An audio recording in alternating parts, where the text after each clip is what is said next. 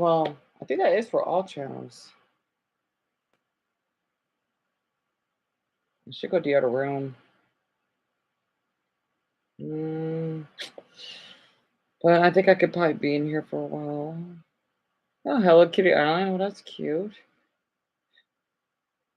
Effort. Speaking of presentations, to me, this is Pokemon. The simplicity of the 16-bit art style, the pastel colors, the smooth 6 frames per second combined with sprite-based animation. There's a reason this style is often the most emulated in fan games, used in ROM hacks and incorporated into fan animations. There's something about it that just screams Pokemon. Pokemon Emerald also features arguably the strongest overall starter selection in the series, with the Mudkip, Torchic, and Trico. Best Pokemon line in history. Yup, no bias here. For real though, all the Pokemon found in Hoenn are at their worst, at least interesting, and at their best, some of the strongest designs in the series, such as Rayquaza. It sucks I never played this version though. It remains my favorite Pokemon soundtrack, and the reliance on HMs must be my brother. A very tangible sense of progression as you unlock new parts of this world you simply didn't have access to before. While Emerald, in my opinion, actually has a less satisfying champion, that's the only misstep it takes from Ruby and Sapphire. And Dumbo, thank you. I know. I try not to get discouraged because I check my analytics, and I know that people haven't been viewing my live streams at night because I know I've been doing so many of them and they're a little long, but I want to keep this separate than the other channels so that they won't get mixed up. And yeah, Pokemon Emerald. Yeah, you never got to play any Pokemon games. I don't blame you. I kind of want to watch this whole video because I'm so engaged. I just can't believe we've been watching it for like almost 2 hours. And oh yeah, Dumbo, you're supposed to eat dinner, right?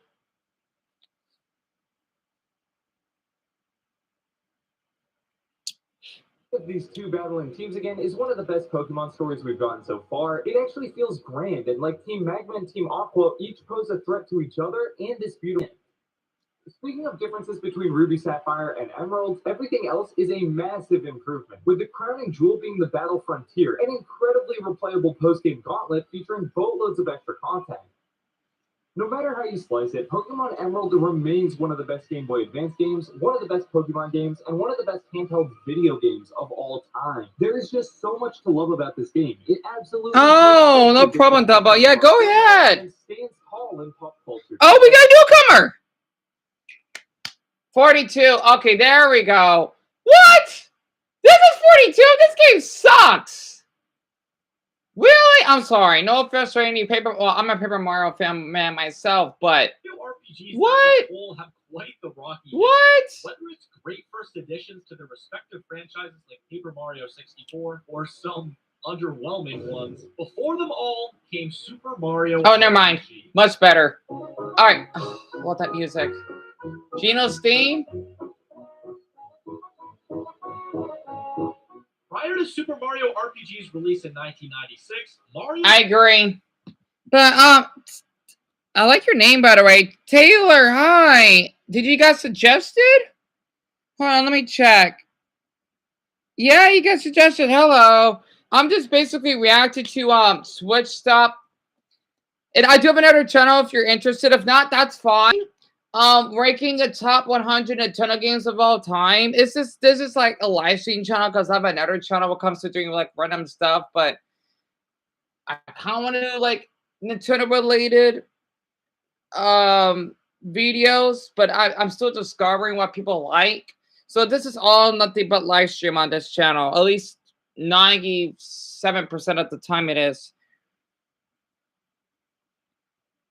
Mainly known for 2D platforming, but thanks to the collaboration of Nintendo and Square, they both came together and created this absolute masterpiece. Introducing the turn-based RPG game style to the Mario franchise thanks to Square, who brought that element over from Final Fantasy, straight up changed the game. Mario games are no stranger to being an innovator, and the new timed inputs during combat made this game so much more interactive, something that RPGs before them struggled to do. This game set the standard for future Mario RPG storylines, straying away from the typical save Princess Peach from Bowser, and introducing new villains that aren't Bowser, such as the Smithy Gang. Oh, and speaking of Bowser, he'll actually join your party at one point and act as an ally, which was very surprising at this point in the franchise. Joining you as well in your adventure are fan favorite characters Gino and Mallow. Mallow. Gino in particular, though, is my personal favorite character in the game. Though I find that his popularity skyrocketed mostly due to fans requesting his inclusion Smash in Brothers. Smash Bros. Yes. But that's for another video.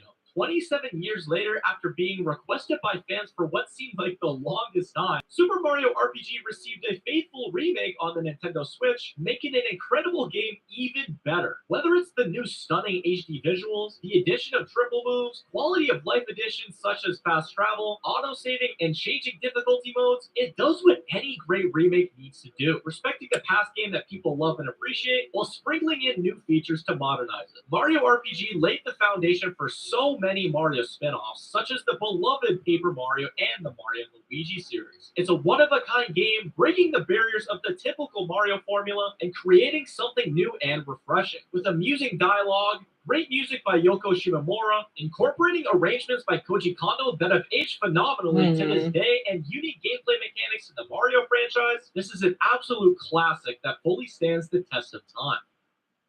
The Donkey Kong Country games are hailed as some of the greatest platformers of all time, and Donkey Kong Country 2 is a great example as to why. I agree. It's definitely way better than the first one. If it ain't broke mindset, Donkey Kong Country 2 doesn't do a whole And lot that's what different than Donkey Kong Country 1. I was a baby? Improves upon it in terms of level design with some slightly better graphics and another killer soundtrack. Arguably the hardest game in terms of difficulty on this entire ranking. There are some brutally difficult. I had to say, I'm glad they made the game over screen a little different in the second one than the first one. The first one is so traumatizing. Even though the water level is so good that it makes me emotional just hearing it. Donkey Kong Country 2 is amazing. Dixie Kong, she needs to make a return in Mario Kart Deluxe because we don't hear much from her after the Mario baseball games that you could actually play. I wonder where Taylor went. I hope he's not. If you left, that's all right. Because you know what, I can't please, like they say, I can't please everyone. Yep, banana. I agree. But the rewarding sense of accomplishment given to the player is one very few other video games can replicate. With Donkey Kong being captured by K. Rool, Diddy and new character Dixie Kong embark on this epic adventure, each with unique moves that aid players throughout these challenging levels. Minecart levels, as well as levels featuring the iconic animal buddies, make a return here too, to provide variety to the gameplay, and I could go on and on and on about the absolute fire that composer David Wise laid down for this game's soundtrack. One funny thing to note about this game is the full title being Donkey Kong Country 2 Diddy's Kong Quest, rather than Diddy Kong's Quest. Most people don't even know this, opting to say the incorrect title of Diddy Kong's Quest, but Diddy's Kong Quest is a play on the word conquest, which I just think is kind of hilarious. Oh, I knew that. Come to think of it. When trying to rank the best Nintendo games of all time, we knew a difficult challenge would be that there'd also be a 3D Legend of Zelda rank inside it as well, as every game is amazing and iconic enough in their own right that they easily end up on the list. And deciding which 3D Zelda is technically the worst was quite the hard task, as the entire series, in essence, redefines what a Zelda game even is after each entry. So as hard as it was, there is Skyward Sword? quote-unquote worst Zelda game out there. But seriously, this is number 40 of the best Nintendo games of all time. Still pretty good. Skyward Sword is technically the least perfect Zelda game. Really? It's still damn good. Yeah, good music.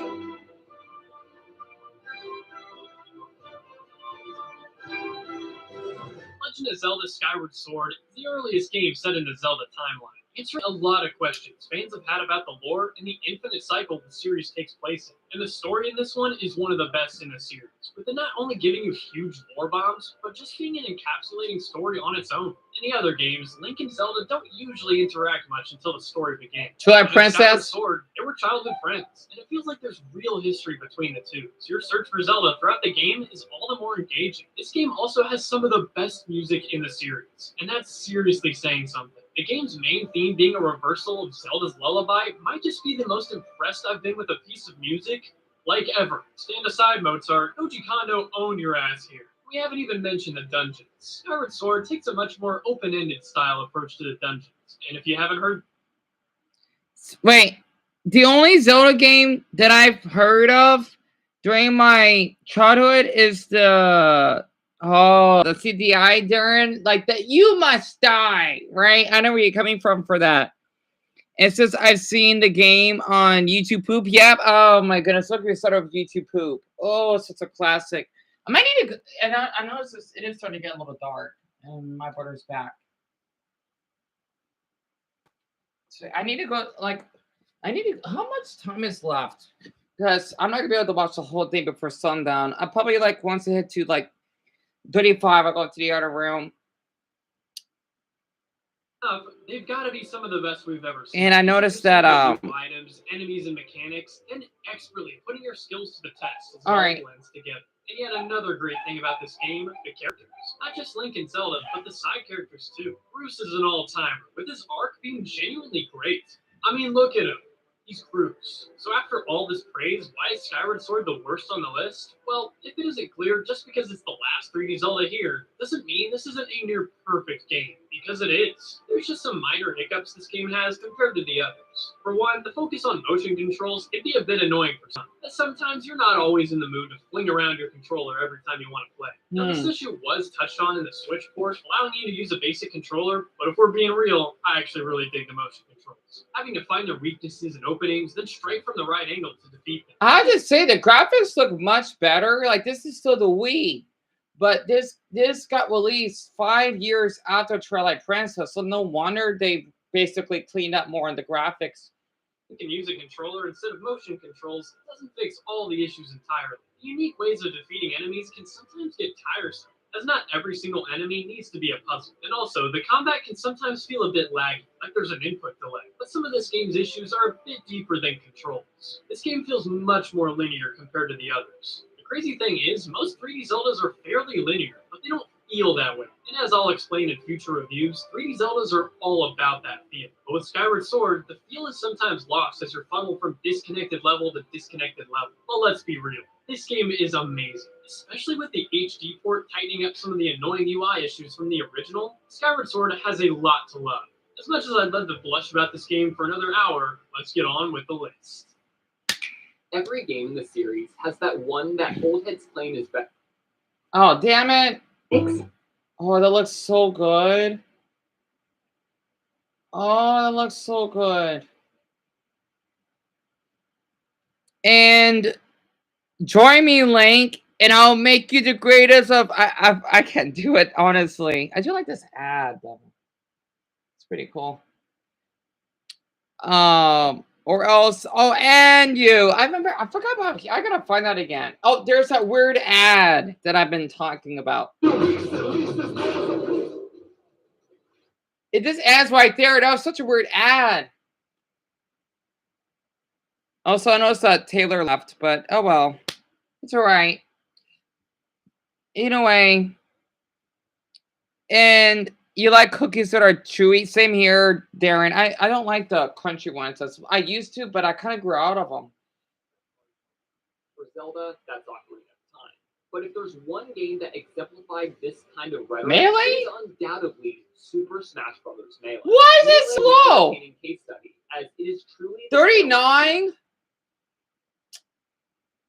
It should be at least 30. Melee's only 39? That's pretty low.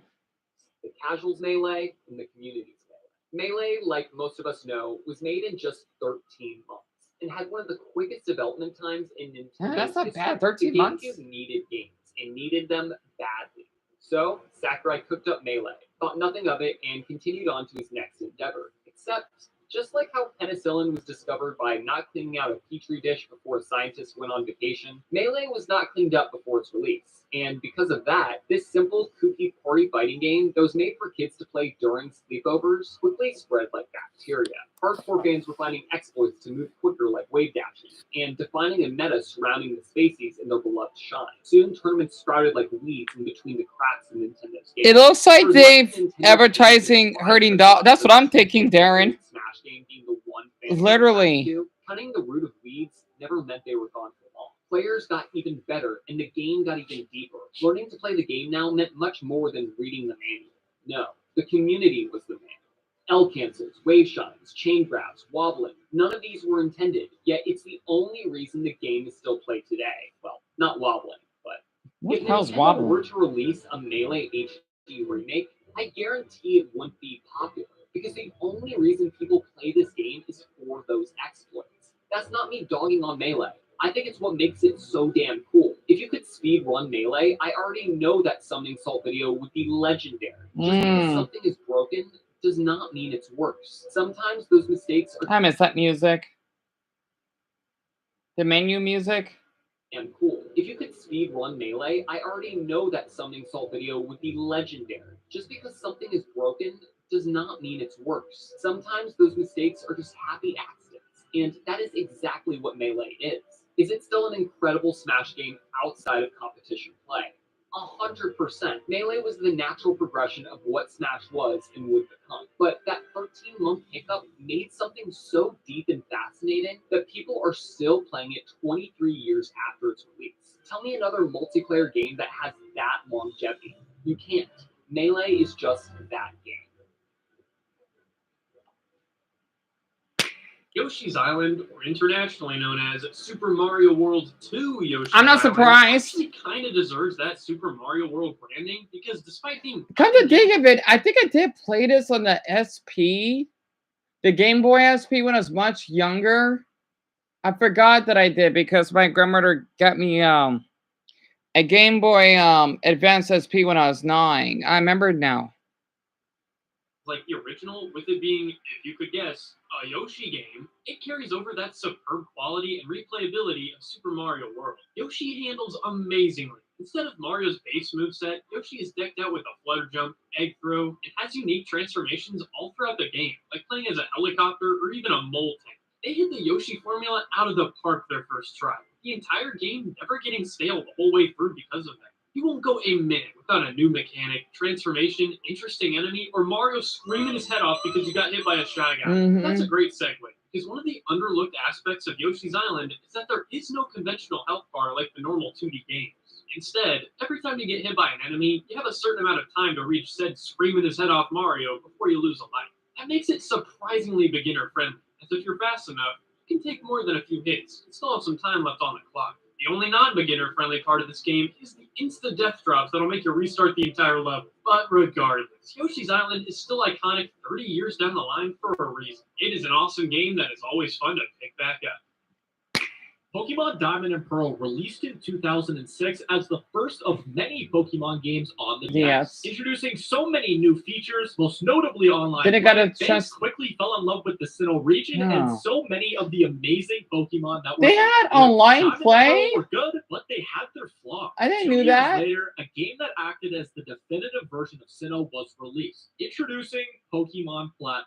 This game is just incredible. It took most of the flaws that Diamond and Pearl had, I'm looking at you, Slowy Bars, and fixed them so it didn't feel like you were watching paint dry as Blissy's HP bar went down. Pokemon Platinum also increased the Sinnoh Dex by 59 Pokemon and gave Rotom new forms that we all know and love today. Even you, ugly Rotom lawnmower. Not to mention new forms for Shaman and the box art legendary Giratina. Speaking of Giratina, Platinum gave us one of the best legendary Pokemon story arcs ever, exploring the distortion world, having one of the all-time greatest villain battles in the series with Cyrus, and finally capturing Giratina. I remember playing this for the first time, amazed that my weak DS Lite can handle the 3D shifting environment, and enjoying every single minute of it. The game's soundtrack is simply incredible. One of the most iconic themes in the series belongs to the champion Cynthia, who is also widely regarded as the best Pokemon champion we've ever seen. That's what I'm talking about!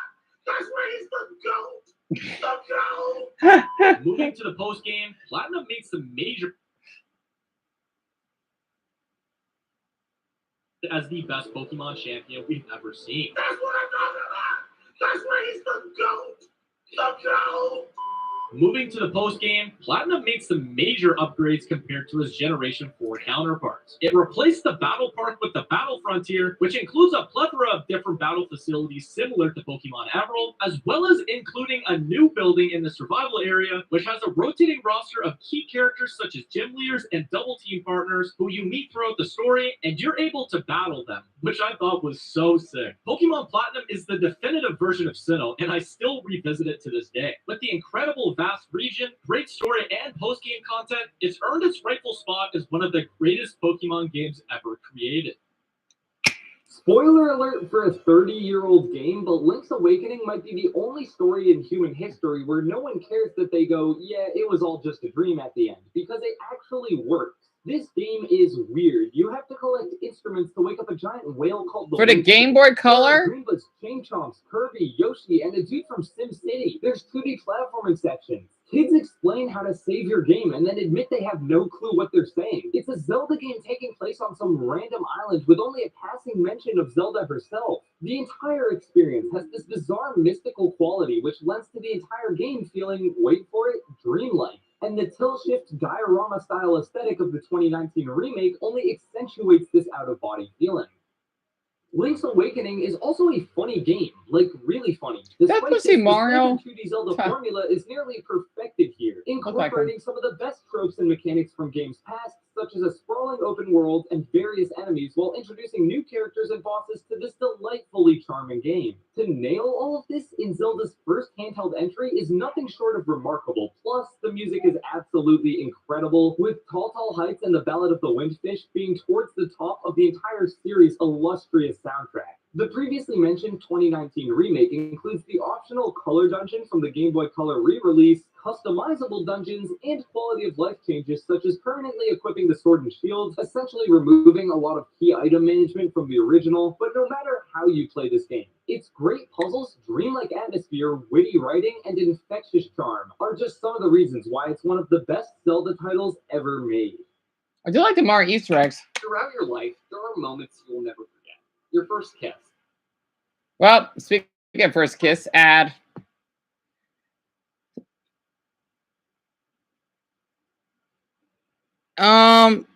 Please, MacBook, do not freeze on me.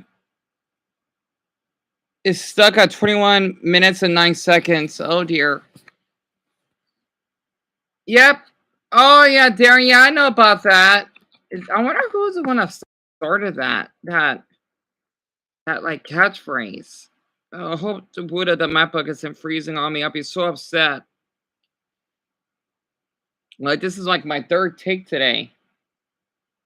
Oh my god, this MacBook's giving me a migraine. I try to close more tabs if that helps, but I don't know. Throughout your life, there are moments you'll never forget. Your first kiss, your wedding day, the day your first child was born. However, after this game came out, I think you can add one more to this list. The day you played 1-2 Piranha Plants on Parade. Super Mario Wonder gave us... Why is it only 35? I heard it. Original 2D. It looks good. We've been cursed by the new suits. Only 35? As much as I like 2D Mario needed a shakeup. Super Mario Wonder takes the best parts of the Old Testament of Mario, such as secret exits, fourth wall breaks, and blends it perfectly with what the new games did right, such as new characters, multiplayer, and a commitment to not committing. The ability to make a cool new element, squeeze every last drop out of that element to its fullest potential in one level, and then never touch it again is another. The Wonder Flower is Super Mario Wonder. Every level feels like a lotto machine the moment you see the Wonder Seed, wondering what cool effect this will have on any given level. Some of my personal favorites are the top-down perspective level, Boulder Mario, and, well, like I said, Piranha Plants on Parade. The character this game exudes is just absolutely masterful. Everything from Prince Florian to the weird that's his flowers name. to the goofy sounding music just get you in the mood to play some good old 2D Mario. But it's not good old 2D Mario. It's good new 2D Mario. Yeah. It's a bright light that shows Nintendo hasn't forgotten how to make a good 2D Mario. Exactly. They know when a formula has gone stale and can shake it up when need be. Take Badges as a prime example of this. In addition to power-ups, badges act as attachable powers that you can put on at any level. Learning what badges work best in what type of levels is the exact type of depth 2D Mario yearned for. Even some special badges hinder your abilities and make impromptu challenges a possibility. It really feels like this game was made to respond to fans' complaints. It shakes things up without straying too far away from home. For instance, instead of the Mushroom Kingdom, this one is called the Flower Kingdom, because the flower was the second ever power-up. It's like they went on a little field trip to the kingdom close by to shake things up without being too far from comfort. I didn't know that. Super Mario Wonder is truly a bright spot in the 2D Mario series, and it gets me so excited to see what the future of this series can be and will be. Mario and Luigi Bowser's Bowser's Inside Story? I never got a chance to play yet. I hope the live stream doesn't keep freezing up again. Doom Eternal, right? I saw. Oh, you did, Darren? That's awesome that you have. Yeah, I've heard of Doom. All right, I think the live stream may be working again. All right, good. Not just my first Mario RPG, my first RPG, and it completely changed what I thought a Mario game was. I mean, we own a Mario. He's a silly Italian who runs around stomping on turtles. And sure, maybe every once in a while he enjoys some go-karting, going to a friend's birthday party, or just a nice round of golf. Yeah. He's a simple guy. At least that's what I thought until this game completely blew my mind. The way this game opens up is so bizarre. Immediately, you learn about how the Toads have been plagued with some kind of disease that makes them blow up like balloons. There's this very overdramatic aura, and I can't tell if I'm supposed to be laughing or crying or calling for my mom. I think as a kid I probably did all three. But what I love about this cutscene so much is how it sets the tone, pretty much telling you to take any expectations you have and throw them away. The Mario and Luigi series has always been creative and a bit absurd, but that is especially the case in Bowser's Inside Story. I mean, the name of the game is all about exploring Bowser's inner workings, and while this is pretty invasive, it's also kind of Bowser's fault. It turns out that taking mushrooms from strangers is not a good idea. Of course, what makes this game stand out so much in the Mario and Luigi series is the playable Bowser element, which is a rare treat. In Super Mario RPG, you can play as Bowser, but mostly as a side character, even being part of your party. In this game, it's the real deal. You don't just play as Bowser, you explore as Bowser, and a lot of the game takes place from the perspective of Bowser. I didn't know that. Him with this much personality, and it also kind of makes him more likable. You just have to empathize with this guy, especially because he's a bit of an idiot. Bowser's level of gullibility gets him in trouble more often than not, and you start to realize that he's really not the villain in this game, so you don't feel too bad helping him. And it certainly doesn't hurt that he comes with a few cool abilities of his own, like being able to throw punches, hide under his shell, and of course, breathe fire. Bowser's got some sick moves, but even the brothers have a few new moves of their own. The battle mechanics are even more polished than the game's predecessors, and the special effects might just be the best in the entire series. This game's presentation is also just about perfect, and I love this type of pixel art, but even the sound effects are very satisfying and really help to bring these battles to life. And Darren, I can see your messages. Thankfully. This is one of the sickest final bosses of all time. Playing as Bowser as you take on an even more dark and sinister version of himself is epic, and the music especially wants you to know this. This game's potential is realized through having the bros work together with Bowser. Bowser fights his counterpart while Mario and Luigi take on the core, and what's really funny is that Bowser is completely clueless to the fact that he's even working with Mario and Luigi. So that's where that music came from, that they added Ultimate. I didn't know it was based off this game.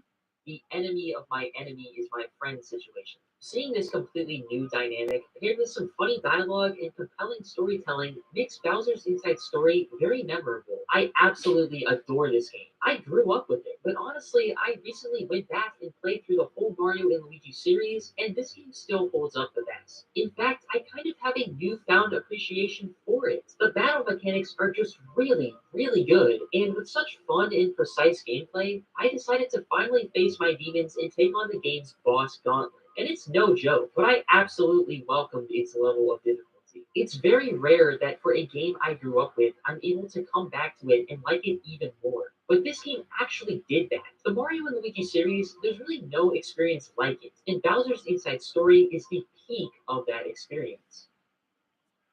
The second entry in the Metroid Prime 2 Echoes? is a game that subverts expectations. I heard that's really and creatively popular. challenges the player to think outside the box. The game is set on the planet Aether, which has been split in half by a dark force into two different dimensions, Dark Aether and Light Aether. This allows the developers to use the same locations and flip them on their heads to create new, engaging experiences using these areas.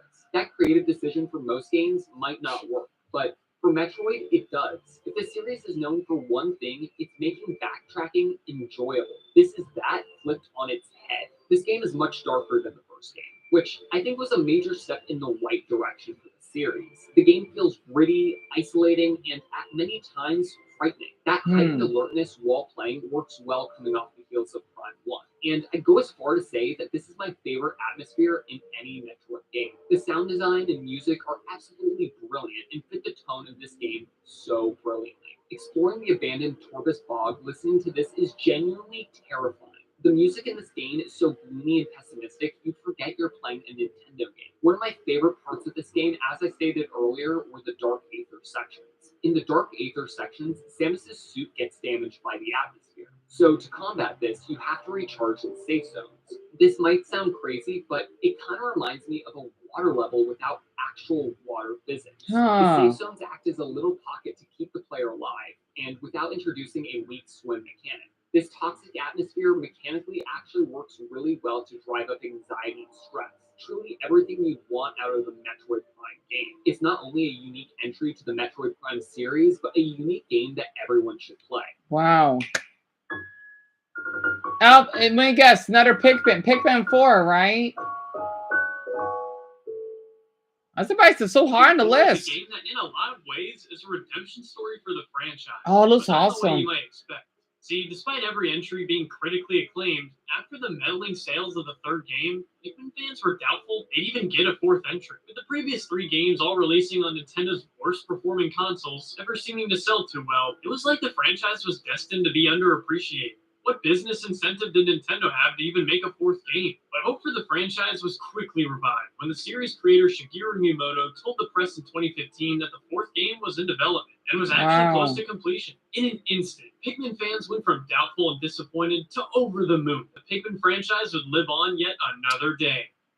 Then 7 years went by, and after over a decade since the third game and years of anticipation, Pikmin 4 was finally released. And it is everything you could want in a sequel. Right off the bat, although there's not much hardware difference between the Wii U and the Switch graphically, Pikmin 4 looks genuinely jaw-dropping at times. The series left Nintendo's in-house engine to Unreal Engine, the fourth game, and the difference is night and day. Upping the resolution from 3 makes it so you can see each Pikmin clearly, making the moment-to-moment gameplay seamless. Across the board, Pikmin gameplay is more streamlined than it's ever been, with things like a lock-on feature that allows easier aiming and combat, along with a huge overhaul in the UI, making everything easier to digest. Getting into the series before the fourth game can be a bit daunting, as there is a lot to manage and understand right off the bat. Yeah, tell me about it, dumbbell. Beginner-friendly, but allowing experienced players. It looks awesome, though. I would love to try it. Hey, Cupcake, welcome.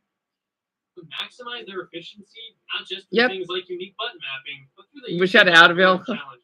In these challenges, your goal is to be as efficient as possible, battling against an AI. These can get super difficult and will truly put your Pikmin skills to the test. And it's a crime I haven't mentioned yet another amazing addition to Pikmin 4, your new companion Ochi. It replaces the multiple captain system. You can place a dog? Oh, right. The second captain acts as a mobile base of sorts that can carry all your Pikmin, charge them into battle, swim across lakes, and even carry items back to the Onion. Ochi and your character also get brand new upgrades. They can do things like give you new abilities or increase Ochi's lift limit, and so much more. Overall, Pikmin 4 is a stellar addition to the franchise. It takes an amazing formula. And see, the reason why I think this is interesting, because since I'm fascinated by insects, and of course I have 4 dogs. This, if my channel ever would go viral, which it will never will, and if I had like 200 people request me to play Pikmin 4, I'll buy it and try it. Truly amazing innovations. It's cathartic to see such an underrated series get the attention it deserves, as not only appearing on Nintendo's biggest console, but also being the best game in the series that appeals to newcomers and series veterans alike. Overall, Pikmin is cool. In 31. 2008, the Wii was just starting to solidify itself as one of the most impactful Nintendo consoles of all time. But when it comes to Nintendo consoles, to really define its greatness, you need a Mario Kart game. And Mario Only Kart Wii 31? lived up to the hype. This game was a Really? massive success. It should be higher on the list. The same sentence as Wii Sports and Minecraft. I know I never played it though, but I seen a lot of gameplay when I was younger, so I know quite a bit about, or at least so I've heard about Mario Kart Wii.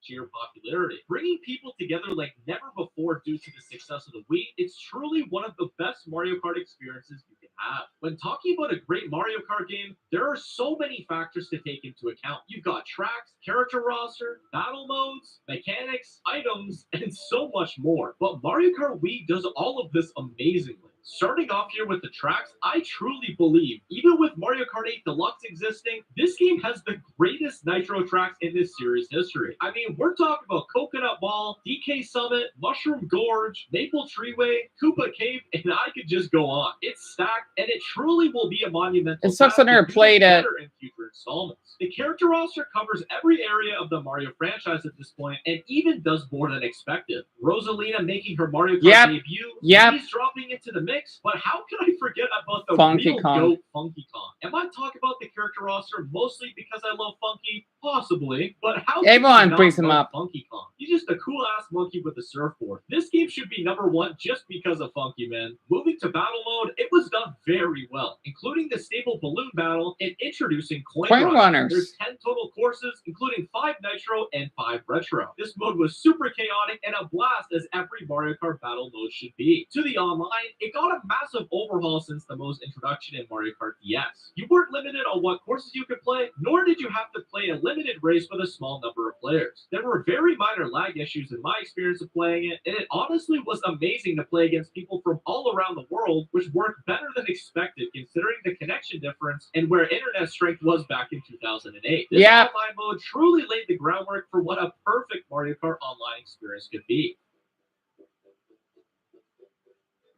Now let's get to the gameplay. Notably... Okay.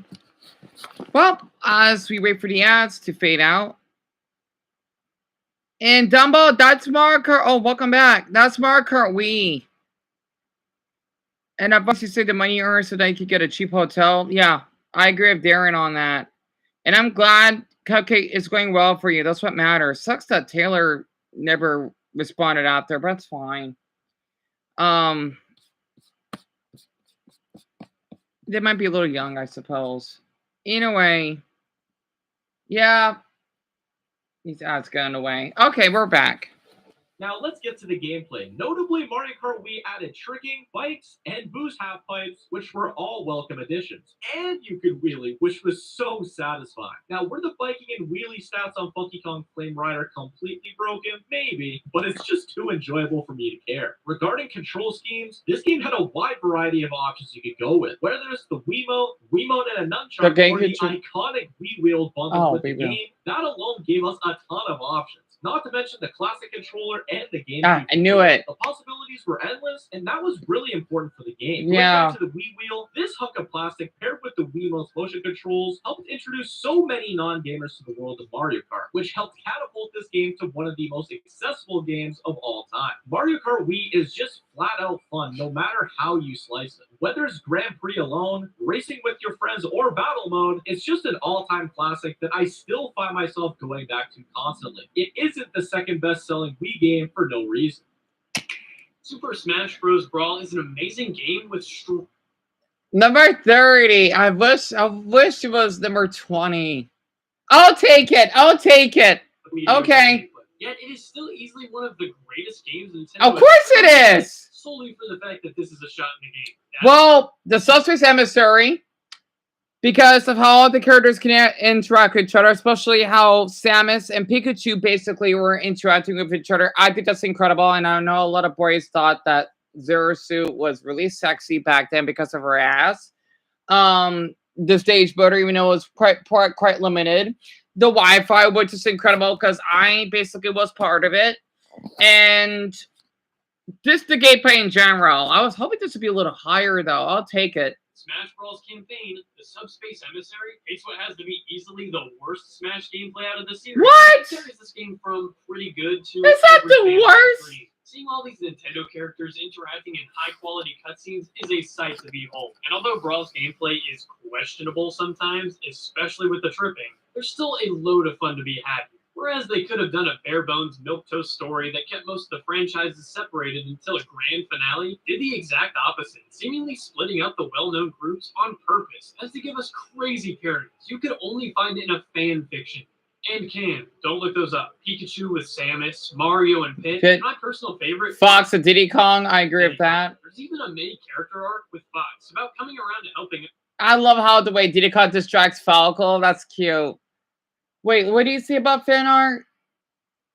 The franchise is separated until a grand finale, did the exact opposite, seemingly splitting up the well-known groups on purpose, as to give us crazy parodies you could only find in a fan. And don't look those up. Pikachu with Damn it, Samus, this time can't Mario pause. and Pit, and my personal favorite, I Fox kind of want to and look it Diddy. up. There's even Hold a mini on. character. I think I'm almost out of memory you could here. only find in a fan fiction. And What? The Subspace Emissaries Rose. Oh, that looks. I don't know why, but that looks pretty cool for some odd reason. It's a Super Smash Bros. Fanfic that is absurdly long and entertaining. It stars the OC, Chris and Luke. Who the hell is Chris? Who embark on a quest to stop the Subspace Emissary for taking over the globes. And I'm too lazy to turn the subtitles off. Among the Smash fandom, interesting. Don't look those up. Pikachu with Samus, Mario and Pit, and my personal favorite, Fox and Diddy Kong. There's even a mini character arc with Fox about coming around and helping others. This campaign's awesome, and you can't mention Subspace without mentioning the greatest video game of all time. Master Hand of Taboo. Sucks. Get out of here. Master Hand is seemingly pulling the strings all the way throughout the story, and although it's a bit of a wet fart of an ending twist reveal, he's still alive in my book. This game was overall going for a much more gritty. Not to mention they did show blood on his knuckles or scratches. You never see that from a Nintendo game ever. And they absolutely nailed it, especially with that realistic denim. And the main theme for the game is stupidly epic. No other Smash theme gets you in that fighting mood as when you boot up Brawl. The campaign has so many cool locations, remix music from the older games, and really unique enemies. Some of which will have you wondering what sort of acid they were tripping on when creating these. You got your Boras, Gamgias, Buculus. Yeah, the weird enemies. Yeah, I don't know. I agree. This is one amazing game that still has its own merits even without the campaign. With Brawl, they introduced online play, level editor. Yep. Technically not misleading, even though there's like 5 blocks to choose from. Yeah, I know. It's pretty lame. Because the damn thing is you can't overlap. I'm glad they fixed that in Ultimate. That's what we had back then. I still miss it. Amazing game that still has its own merits even without the campaign. With Brawl, they introduced online play, a level editor that's technically not misleading, even though there's like 5 blocks to choose from. And for the first time in the series history, third-party fighters with Sonic and Snake. Now, Sonic makes all the sense in the world. It just fits. But as a kid, it was trippy as heck, seeing this cheeked-up grown man beating out my favorite Nintendo character. Yep. And I didn't even know what he was from. Anyways, Smash Same here. One great game, made even greater with Subspace Emissary. Before it was the console-selling fiscal juggernaut it's seen as today, Animal Crossing was at, well, a crossroads. After the breakout performance of Wild World, the series did not find the same critical or commercial success with the Wii's Animal Crossing City Folk. To follow up City Folk and to make just the 4th game in the still young series, the Animal Crossing team knew that the series conventions were not 100% set in stone and could instead be molded and pushed in new directions. Given this, the developers of Animal Crossing decided to turn over a new leaf.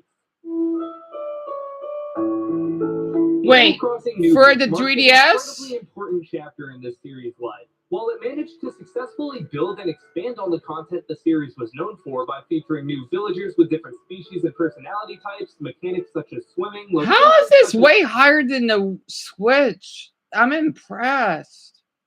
Island, iconic characters like Isabelle and yep, so there much she more. is. That's not all that the 3DS's Animal Crossing entry was able to accomplish. New Leaf marks the first time players were able to enact larger change within their town, as upon arriving, you're mistaken for the town's new mayor. As mayor, players can customize their town. Yep, Isabel's the mayor. I knew it. Public work projects. A far cry from the terraforming god you become in the game's sequel, customizing your town in New Leaf is a fairly reserved affair, which forces players to methodically plan out their town's optimal layout. While the town customization in New Horizons is more in-depth and clearly has its fans, New Leaf's restrictive approach helps reinforce the game's biggest strength, its sense of community. This isn't just a sandbox for you to mold to your exact imagination, it's a community filled with charming characters, your friends. It's not just your town, it's everyone. Everything in this game reinforces the idea of community, whether it's seeing plenty of new shops open up and grow on Main Street, or something as simple as playing hide and seek with your villagers. Oh, that's cute. Signs for a petition, or helping pick up a part-time shift at the Roost. Animal Crossing New Leaf is a game that makes you feel like you stepped into a town that was here long before you and will be here long after you, so it's best to just try and be a positive influence and make sure it's better than when you found it. New Leaf, quite simply, has the most content in the series as well. While New Horizons took one aspect of New Leaf, the mayoral duties, and ran with it to the extreme, it results in a great title, but one that's almost entirely reliant on the players to customize their island. New Leaf instead has a ton of mini-games, thanks to Tortimer's Island and the Welcome Amiibo update, which were inexplicably absent from New Horizons. Really? Plenty of unique and quirky locations appear as well, such as Club LOL, the Reset Surveillance Center, and a police station. Animal Crossing New Leaf is the type of game to just fully surround you and make you completely forget about any worries you might have. There's something so beautiful about feeling like you're an important part of a community, and there's few games that reinforce this feeling of belonging quite like Animal Crossing New Leaf. Darren, it's a long story. Play video games to name a video game character. And yeah, I'm not sure what TV Troops is, to be honest.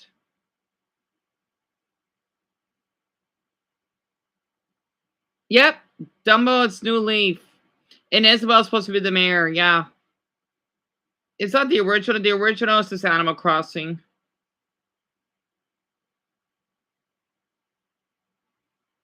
Could yield any number of results. However, if you ask enough people, one name will come up above all else: Donkey Kong.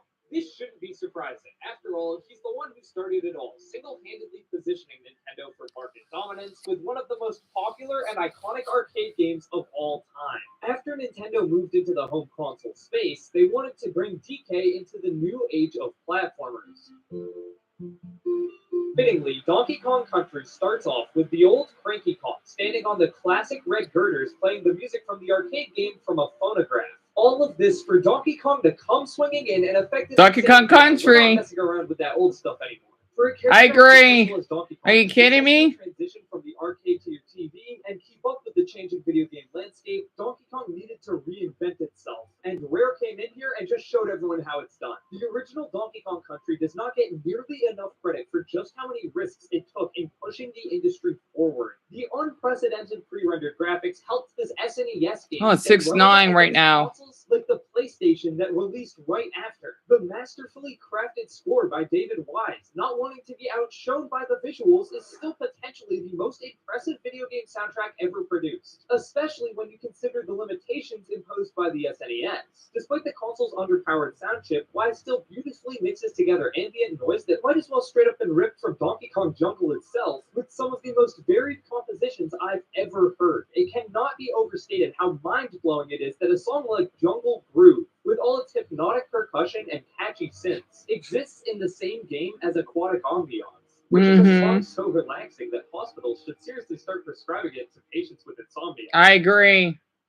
Despite reinventing the character of Donkey Kong and pushing the boundaries of gaming at the time, Donkey Kong Country also takes cues from the Big Ape's arcade origins, mainly in this game's difficulty. The DKC series has always been hard, but what makes you come back to try over and over and over again is the variety of content on display here. Levels aren't just themed with a different color background, but full, luscious landscapes that all house incredibly unique mechanics, tons of collectibles, and so much more. Everyone always talks about the minecart levels, and man, these are straight up evil. Yeah, they're hard. Good job at emphasizing this game's insane movement, whether you're launching out of a barrel or riding one of the animal buddies. This game is so fast-paced and and kinetic, but it also knows that. So when you get hit, that brief little pause where your comms switch out, it's such a legitimately perfect moment. In fact, this game is filled with perfect moments. Reading some of the snarky fourth wall breaking dialogue, timing your perfect blast from barrel to barrel, listening to aquatic ambiance, finding a Kong letter in a level. This game is best described as a collection of perfect moments. However, this time you don't have to insert a quarter into the machine every time you want to experience them. You could not ask for a better way to transition an arcade icon into the era of home console platformers.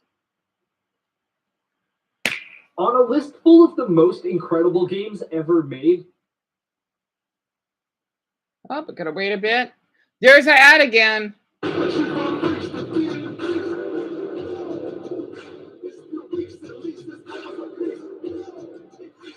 What ad is that? I don't understand. What the hell is that ad? Darren, it's a sequel. It's not a DLC because it's separate. Oh, you're kidding me. Kid Icarus Uprising? Wow, 27? I know Kid Icarus isn't that popular. Oh my goodness. Dumbo, I don't know. There's quite a few Donkey Kong games. It does look almost like Sonic, doesn't it? the single most underrated entry on this list. A game reviving a random forgotten NES character with no real hardcore fans, who was thrust back into the limelight through an oddball inclusion in Super Smash Bros. Brawl, has no right to go this hard in every Darren, tell me about it. aspect. Starting with the campaign, Uprising has absolutely everything you could ever want in a single-player game, featuring on-rails shooting sections with massive spectacle set pieces, open areas to explore on the ground, 9 unique weapon classes which completely switch up gameplay, tons of items, and boss fights that truly test your might. It's crazy how much this game feels like an evolution of the single-player action formula. It feels like the Uprising team forgot the memo that this is a revival for a forgotten NES series, and instead was under the impression that for the last 30 years, Kid Icarus has been on the top of the action genre. As with any campaign, however, the gameplay can be seriously enhanced if you have a reason to emotionally resonate with what's actually taking place on screen. Luckily, I genuinely think the story and characters of Kid Icarus Uprising are amongst the best in any Nintendo title. First things first, this game is funny. Remember, Pit, you won't be fighting alone out there. You're going to send me a machine gun robot girlfriend? No, I'll be guiding you on your journey. Lance manager speak for fighting alone.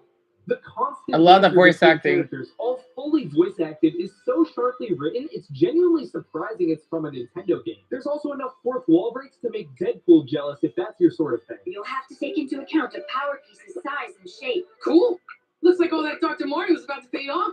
From Palutena making fun of how Pit didn't appear in Smash Bros. Oh, Melee, dear. to Pit mentioning how the tower you're climbing up is so long there is even a loading screen in the middle of the level, getting him yelled at by Veridi. There are so many hilarious moments in this game, but to go through all the funniest ones here would first of all somehow double the length of this already insanely long video, but also be a disservice to anyone who hasn't played this wonderful title. Speaking of which, now's as good a time as any to mention this game's biggest flaw. It's at least as of right now, please Nintendo fix this, exclusive to the Nintendo 3DS. Oh, I and see. It's been held to a somewhat bizarre control scheme because of that. Despite only launching a year into the console's life and still being one of the single most impressive technological accomplishments on the handheld, this game would seriously benefit from a remaster or remake, allowing players to experience this masterpiece with traditional controls on the big screen. However, when the only flaw of the game worth mentioning is the fault of the console and not the game itself, it's clearly more than worthy of its place on this list.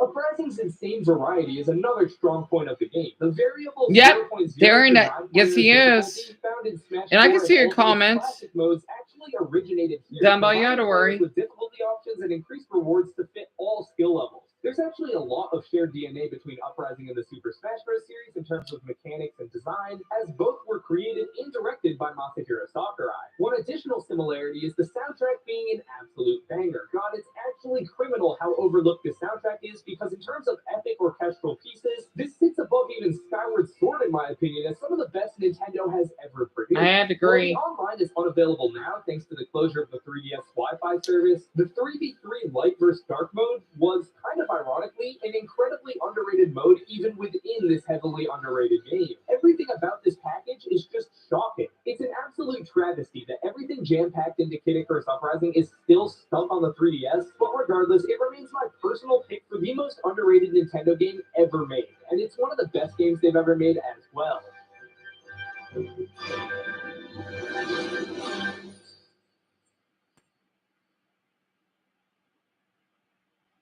Legend of Zelda Twilight Princess. I had a feeling it'd be on here. Close to the top 25. Mask was a crazy oddball. It was surprisingly at the time criticized for being too cartoony, but Twilight Princess was what felt like the true successor of Ocarina of Time. Not just in its stories, but themes as well. It was dark and foreboding, cinematic and intense, but above all else, what truly gives away that it's a continuation of the Ocarina of Time has to be the beginning takes 3 hours to start again. Wait, what? Twilight Princess chronologically takes place 100 years after the Ocarina of Time, with Hyrule relatively in peace, for like 5 seconds. And although the beginning takes a bit to get started, when it's your first time playing, I almost see that extra padding as a plus. It gets you fully invested in this world, exploring Link's town, his connection to the residents, and teaching you the mechanics of the game all at it. Yeah, it drags just a bit in the beginning, but you can't deny that with a deepened connection to Hyrule, you feel that much more invested in saving. And as the game goes on, the narrative stands as one of the best in the franchise. This one feels like it pulls no punches, with a live, on-screen execution of Ganondorf. And the dude still manages to come back and ruin your day, too. Everything to do with the Twilight Realm as well is a great addition. Although the gameplay can be a bit clunky at times, the sheer novelty of Link being a wolf running around in the Twilight Realm is just cool. Midna is a great companion, too, with less "heys" and more "hey, I might let you die here alone." He's great. With the GameCube/Wii being one of the biggest leaps graphically from the previous generation, Twilight Princess packs a huge punch. The game just feels vast. In Ocarina of Time, things were heavily limited due to the hardware, and they still managed to make an iconic masterpiece. But Twilight Princess takes the scope of Ocarina of Time and blows it up tenfold, with wide open landscapes, huge intricate towns, and some of the best dungeon design we have ever seen. The graphics are also such a departure from the previous games, really living up to the tech demo that was shown off years before. I've ever seen that. Even with the latest games coming out, this version of Link is still the Link I picture of when thinking about this franchise. The character designs are purely iconic, sometimes for the wrong reasons, but hey, at least it's unique. Overall, Twilight Princess is, if you could possibly guess, an amazing game that took the Zelda series into a brand new direction, solidly placing it as one of the best games Nintendo has ever made. Pokemon was just coming off a massive success with Pokemon Platinum for the DS. Just a year later, they somehow one-upped themselves, releasing Pokemon Heart Gold and Soul Silver. I heard about those two. Soul Silver were remakes of Pokemon 2009. Gold and Silver for the Game Boy Color. It sucks I never played them. Features and story elements from Crystal, and wow, Johto has never. I mean, Pokemon is extremely popular, obviously. Heart Gold and Soul Silver fully encapsulates what a Pokemon remake should be, appreciating the past while also innovating upon the region and making it the best it can be. Re-exploring the Johto region was an absolute treat. Whether it's visiting the Lake of Rage to catch the iconic shiny red Gyarados, or beating the Goldenrod City Gym and making Whitney cry, doing this all in the beautiful Gen 4 graphics just feels incredible. As I mentioned earlier, Heart Gold Soul Silver follows some story elements of Pokemon Crystal, most notably the Suicune storyline. Throughout your journey, you'll encounter the 3 legendary dogs once, with Suicune taking a like to you. You meet a character named Yucine, whose goal is to catch Suicune, but spoilers, you own him later in battle and catch Suicune yourself. And I can't forget to mention the Pokewalker. In every copy of Heart Gold or Soul Silver, there is a device included with the game called the Pokewalker. This allows you to transfer a Pokemon to the device and train it by, yep, you guessed it, Walking? which Are when you the time it came out, serious? It was a super cool feature. I wonder where my Pokewalker is, though. And when I'm not playing, I have my Pokewalker. Oh man, they cut it off. About Johto, you gotta talk about the famous Red Battle. Mount Silver and his peak weren't done justice until this game. The blizzard in the back as you run up to him, and the iconic ... dialogue before Red pulling up with some over-leveled yet iconic Pokemon is something I'll never forget in the series.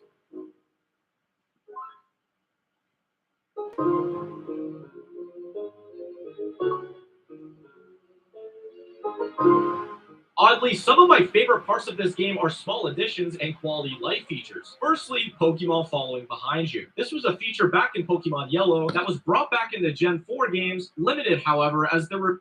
Okay, so Dan has to take a share, no problem. And yeah, Dumbo, it came out in 2000, or it got released in 2009. Yeah, you never played any of them? I don't blame you.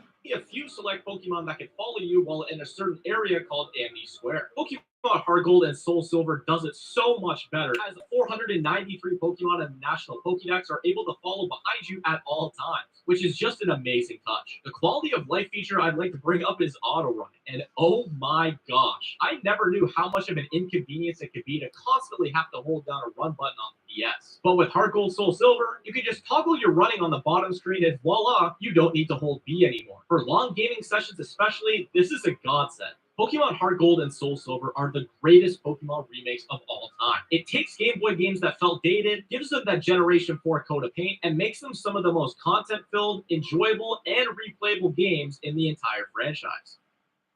As I mentioned earlier, back in 1994, Super Metroid was redefining what video games could look like, and it obviously could not have done this without pushing the limits of its respective console. However, the 2D Metroid series would unfortunately end up being restricted by hardware limitations. As the Metroid Prime series was thriving on the GameCube and Wii, the 2D games were stuck on handhelds, and after Fusion, the next brand new 2D Metroid adventure would be developed for the Nintendo DS. This project began in 2005, and weirdly enough, this is where Metroid Dread kicks in. In fact, this project specifically was Metroid Dread. It had the same concept as the 2021 Switch release. So what exactly happened? Well, the game was obviously canceled. Yoshio Sakamoto, the game's producer, wasn't satisfied with the game's development, believing that the DS and its limitations were hindering his vision for the game. Over the years, there was a ton of speculation about this lost Metroid title. However, being impressed with the Switch's technology, Sakamoto finally revived the project. What we ended up getting is what I consider to be a perfect interpretation of a modern 2D Metroid game. Wow, wait, that's right. I think I've seen this.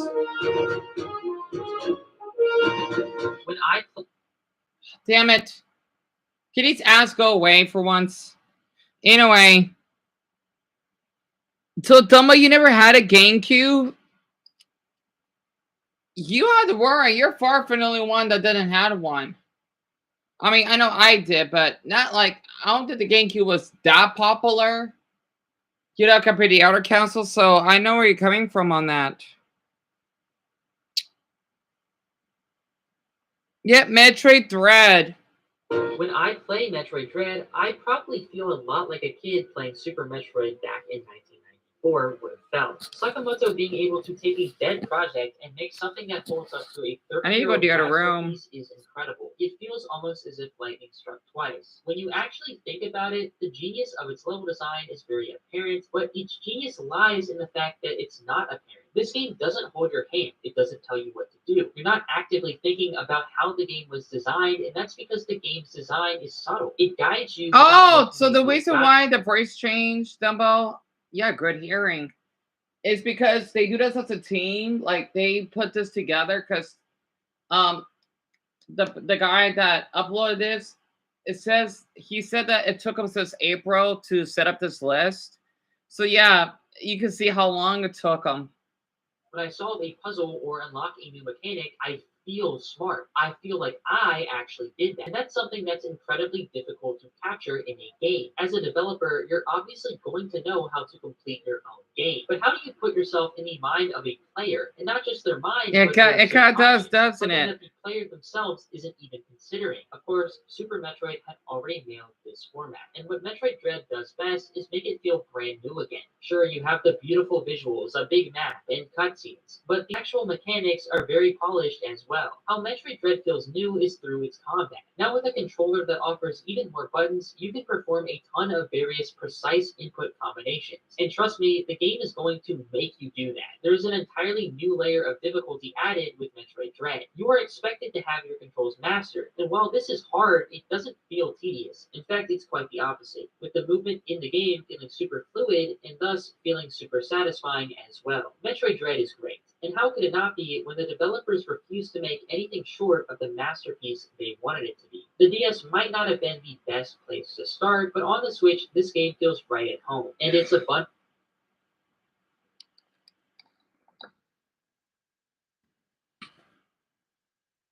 Clear that Sakamoto never lost his touch. He's been working on the Metroid series for a long time, even working on the first Metroid title for the NES. Honestly, before this game was released, I had always thought that Metroid Prime was peak Metroid, and the 2D Metroid series really walked so Prime could run. Fred taught me that that was far from the truth, as the 2D Metroid format still has a lot of life left to live, and I'm genuinely excited for what's next for this series. Super Mario Sunshine was released in 2002 for 23, that's not bad. I hope the stream is half frozen.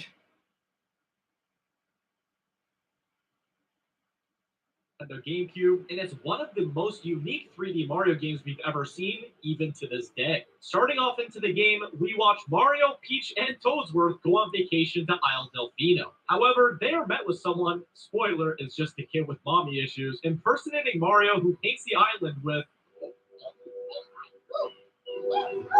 and gets framed. Mario, along with a robotic sidekick named Flood, have to clean up the island of one of the most eccentric Mario adventures ever. Starting off here, I'd be ignorant not to mention the hub world. Delfino Plaza is one of the best in gaming, perfectly capturing the island vibe and introducing us to the people of Isle Delfino, being the Piantas and Nokis. Delfino Plaza takes the hub world approach as Super Mario 64, housing the game's many levels. However, the stars you previously see on the level select screen are now replaced with the main collectible of Super Mario Sunshine, Shine Sprites. While exploring the many different levels in Super Mario Sunshine, try taking a look at your surroundings. In the background of many levels, you're able to see the island's other landmarks. For example, here, you can see Gelato Beach in the background of Rico Harbor. It just makes this beautiful location feel so much more cohesive. Super Mario Sunshine also has some of the best visuals in all of Mario. I agree. And it's a GameCube game, which is so damn impressive. The underrated Bianco Hills is one of the best starting levels in the whole franchise. Want a platform around an amusement park? Go to Pinna Park and ride Yoshi. Then there's Serena Beach, which includes the wonderfully haunted Hotel Delfino. Super Mario Sunshine encapsulates the island vibe perfectly, whether it's a beach, a harbor, or a resort. This is some of the best gameplay Mario has ever had. Introducing Flood was incredible, as it adds an entirely new dynamic into Mario's moveset. Being able to float over spaces you couldn't before is a surprisingly great addition. What makes Flood so special are his multiple different nozzles. Whether it's the default squirt or hover nozzle, the turbo nozzle that sends you flying, or the rocket nozzle that shoots you high up into the air. Whether you're cleaning off a massive shine sprite or boosting up to previously unreachable heights, Mario Sunshine's masterful level design does an amazing job incorporating Flood and the different attachments throughout the entire game. But oh boy, if there's one complaint I have about this game, it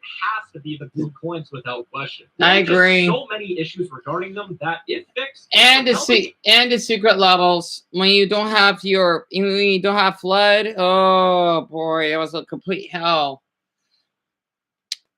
You like how colorful it is, Dumbo? Yeah. And I agree, this game has one of the best visuals. Yeah, definitely. Even higher on this list. As I referenced earlier, this game was released in 2002. Back then, I don't think the developers quite took into account that a specific blue coin tracker might be useful, so it could keep you from second guessing which blue coins you got and from what episode. That's true. Depending on the episode selected, each level has different blue coins that are exclusive to that episode. 10 blue coins can be exchanged for one shine sprite in Delfino Plaza, and there are 240 blue coins in total. Ironically enough, the best way to go about blue coins is to not collect any at all throughout your main playthrough and wait until the end to 100% it. If there's an instance that the best way to 100% a game is not to engage with the content, then clearly there's an issue. Fortunately though, you don't need to 100% this game. Hell, you can go through the entire game and not collect a single blue coin and still get the same ending. But I would be naive to not mention the game's biggest red flag. Regardless of that though, Super Mario Sunshine is one of the best 3D Marios of all time. Agree. Without question. It's undeniable that the game has amazing visuals that still hold up to this day, and its gameplay as well as unique mechanics are unmatched by any other game in the franchise. Truly a timeless classic. With the introduction of 3D Zelda games, 2D Zelda was Ocarina on a of Time? downward trend. Sure, there were still several 2D Zelda Oh. games being released, and a lot of them were pretty good, but none of these games managed to capture the magic that Link to the Past had years ago. That's when Nintendo decided to look back to the past. Literally. After over 2 decades, Nintendo began developing a direct sequel to Link to the Past for the Nintendo 3DS. In a lot of ways, A Link Between Worlds A Link is to Between Link to the Worlds? Past what Tears of the Kingdom was to Breath of the Wild. You have a familiar world with a completely new story, but the world has also received some major changes as well. One key difference, however, is that this is a completely new incarnation of Link, with the game taking place many years after its predecessor. The main gimmick of A Link Between Worlds is shockingly your ability to link between worlds. Just like how you can explore both the light world and the dark world in Link to the Past, you can now explore both Hyrule and Low World. I do like Link his Between Worlds, however, version. introduces a completely new feature. Or as look. you now have the ability to merge into walls, which forces you to consider an entirely new perspective. That's pretty neat. Literally. This gimmick ties into how you can even enter Low Rule in the first place, but it also is used for various puzzles and dungeons and even in the overworld. Even with a 2D top-down Zelda, the developers wanted to emphasize that this is still a 3DS game, and having the ability to transition from various forms of 2D, which really are more like 2.5D, it's kind of the perfect way to do this. I will say though, the 3DS features do not feel forced at all. Yeah, pretty much the away. Like 2D, you know, 2D is like paper, right? That's what it is. And 2.5D is like, it's in between. Bottom screen primarily functions as a real-time menu showing off your map and item selection, and at the end of the day, Link Between Worlds is a successor to Link to the Past, rather than just some 2D Zelda on the 3DS. One of the most fascinating things about A Link to the Past is just the amount of items it has, and a ton of these items return in Link Between Worlds, with a couple of new items as well. You can purchase items from this rabbit guy named Rabio, who I'm sure isn't like super important to the story or anything, and you can also now rent items, which I'm pretty sure I never did. See, when you die, all of your rented items get prime delivered back to Rabio, and that includes when you're already in the middle of a dungeon. I can see why the system would be cool for something like speedrunning, but it's also a bit tedious. The coolest thing about purchasing items is that you can upgrade them. Collect 10 of these little Mai-Mais, return them to their mother, and you'll unlock a cool new ability. Now, where Link Between Worlds shines the most is easily through its puzzles and dungeons. This is some of the greatest level designs in gaming, arguably the greatest puzzles offered in any Zelda game. There's multiple ways to progress through each dungeon, which is great since you kind of just choose which items you want at which time. The boss fights are great too, with some returning boss fights and also some brand new ones, including a new major antagonist. A lot of these boss fights also do a great job incorporating Link's new abilities, making them feel much more unique. Honestly, the gameplay here is nothing short of incredible, and while you could definitely say the game is on the easier side, there's even a hero mode that you can unlock upon completion, making you take 4 times as much damage. As for the game's art style and presentation, it looks just like a modern Link to the Past, which is perfect. But I've also got to admit, when you blow this game up on a big screen, it doesn't look too good. Obviously, it was designed for a tiny little 3DS game where it looks great, but I can only imagine what a full HD version of this game would look like. And honestly, I kind of understand why so many people were disappointed with the art style of Link's Awakening HD, especially since it seems like this is just what 2D Zelda games look like now.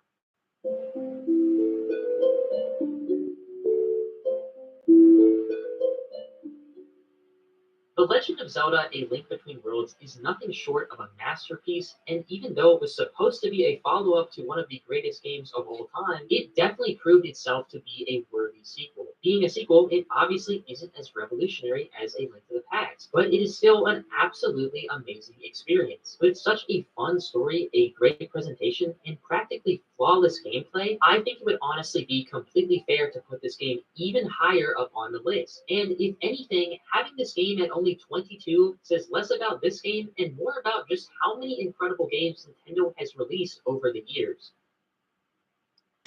The story goes that the development team creating Super Mario Galaxy is only 21? I don't know about that. Still good as up in the list, but I think it should be like maybe the top 10. Super Mario Galaxy, though, being only 21? I don't know. I know that's your opinion, but I'm a little shocked because, oh boy, Super Mario Galaxy, I don't know how to start on that, honestly. I know there's a lot of Zelda games done, but your back hurts. Honestly, I know your back would always hurt. You always get a lot of back pain, huh? Oh, I don't know what the top 10 would be. What we got. Yep. This game, that's what I'm thinking, like, it should be like in the top 10. Because, let's see, first off, the gameplay. Amazing. The music is never forgettable. And the power-ups, oh my goodness, that's why I think it should be in the top 10. Along with Galaxy 2 and Super Odyssey. Mario Galaxy 2 doesn't concern itself with being as tight of a package as the original, lacking the gravitas of the predecessor's intro, the wonder of its hub world, or the serene and solemn moments that make Galaxy such a fun package. What it does instead is turn the core gameplay up to an 11. Of course, there are the notable additions of Yoshi and the much improved power-ups such as the Cloud Flower, but Galaxy 2's true brilliance comes exclusively in its level design. The developers essentially say, yup, you better have played the first one, and thrust you headfirst through new mechanic after new mechanic, gimmick after new gimmick. Everything feels more interactable in this sequel, whether it's the level changing with the music, or Cosmic Cove Galaxy literally freezing over. You never know what to expect. In all honesty, Galaxy 2's breakneck pace would be overwhelming if it stood on its own. But given players are expected to have a handle on its predecessor, you just have to wonder at how much more was able to be squeezed out of what already felt like a complete experience.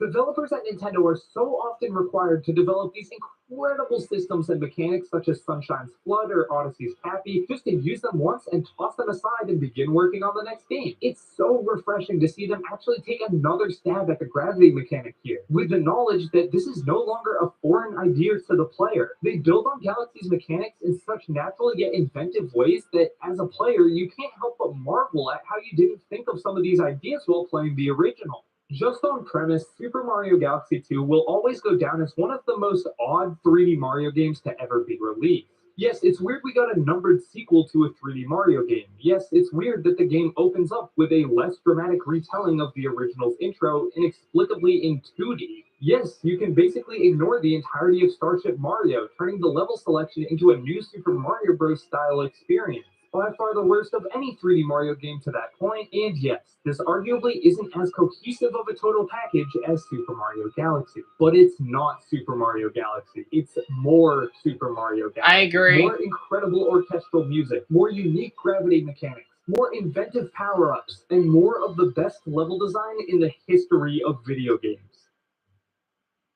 The top 20.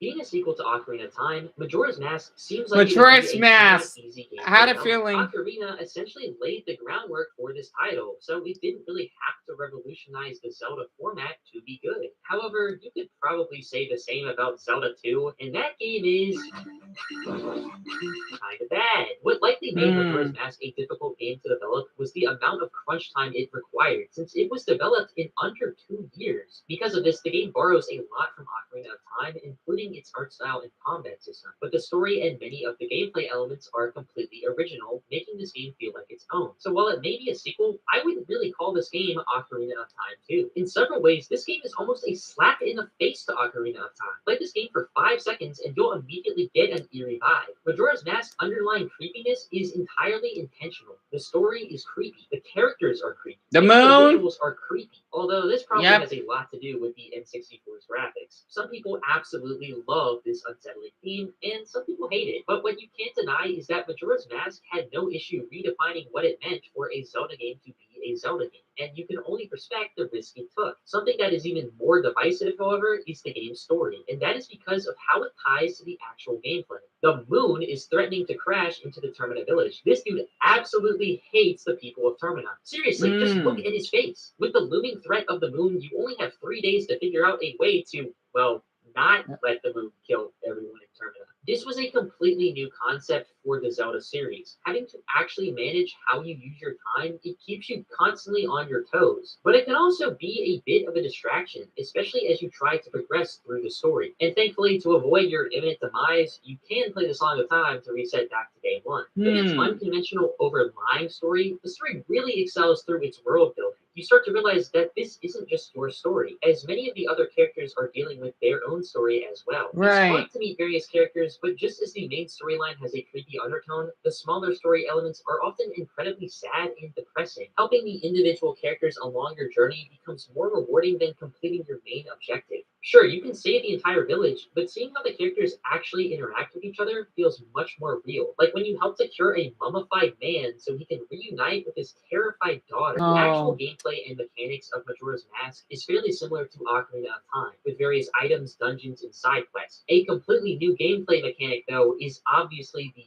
masks. There are 24 of these, each with their own ability, and some of them there's a will bomb completely mask? transform you. And That's in the pretty spirit of neat. Majora's Mask, you're of course greeted with a traumatic cutscene when you try one of these on. I will say, however, being able to fly in the air or roll around at an incredibly fast pace makes for a pretty fun mechanic. The dawn of the final day. Yeah. So overall, was Majora's Mask a perfect follow-up to Ocarina of Time? Well, it certainly wasn't Ocarina of Time, but I think that is what makes it perfect. It is perfectly its own game. Sure, it's a bizarre, creepy, depressing game, but it still offers a great story, some fun gameplay, and an absolutely unforgettable experience. Super Mario Bros. 3. Okay, now we're getting Super Mario somewhere. Bros. 3 was a colossal next step made by Nintendo when progressing the Mario series of games. I'm surprised it's Super pretty Mario Bros. 3 high. took everything that made the first game great and nothing that made the second believe it ever existed. Now, the second one What many sucks. argued was the greatest 2D Mario game of all time. For me personally, I think it's the best NES game of all time. Right. All jokes I agree. aside, this game is incredible for what hardware it's working with. This is what we were getting out of those black box NES launch titles. And this is Super Mario Bros. 3. They don't even look like they're the same generation, let alone the same console. The introduction of a navigable hub world was insanely cool. Being able to pocket items was incredible. And overall, this game just feels perfect. I agree. absolutely love the theme of this being a stage play and every level ending with Mario coming off stage. The only flaws that you can make out of this are its age. But what do you expect? That's about This it. is an NES game. Of Yep. course there's going to be a weird link. It's kind of weird because I've always thought it was an SNES game because of how great the graphics are back then. On the right side of the screen. That's just how this works. The power-ups are fun as long as you don't notify PETA, and the level design is just so dynamic compared to past entries. Every entry adds another brick to the foundation of what the Mario series would become, and Super Mario Bros. 3 adds the second. Momentum plays a key role in Super Mario Bros. 3, and momentum is what it brought. Truly an incredibly well-made game that outperforms the hardware of its day. In the late 1980s, the Metroid series was just getting on its feet, releasing two titles, 87's Metroid and 91's Metroid 2 Samus Returns. But as they say, third time's the charm, and when Super Metroid released in 1994, I don't know if the developers at first realized that they just had struck gold. Super Looking at the Metroid. game, you can immediately get a sense of what you're getting yourself into. Facing off against Ridley as he steals the baby Metroid, then having to quickly flee the space colony, then landing onto the eerie planet Zebes is nothing short of an exhilarating way of kicking off your journey. The mysterious music as you explore this planet is a perfect tone setter of what's to come. It's often overlooked how much of a jump Super Metroid took over the two previous entries in the franchise at this point. Taking full advantage of the hardware of the SNES, this game took exploration to a whole new level. The previous entries struggled with linear exploration and simplistic backtracking due to the hardware limitations of the NES and Game Boy, but with Super Metroid, the possibilities are now endless. Now making backtracking worth the journey, collecting missiles that were previously unreachable without a new power-up, finding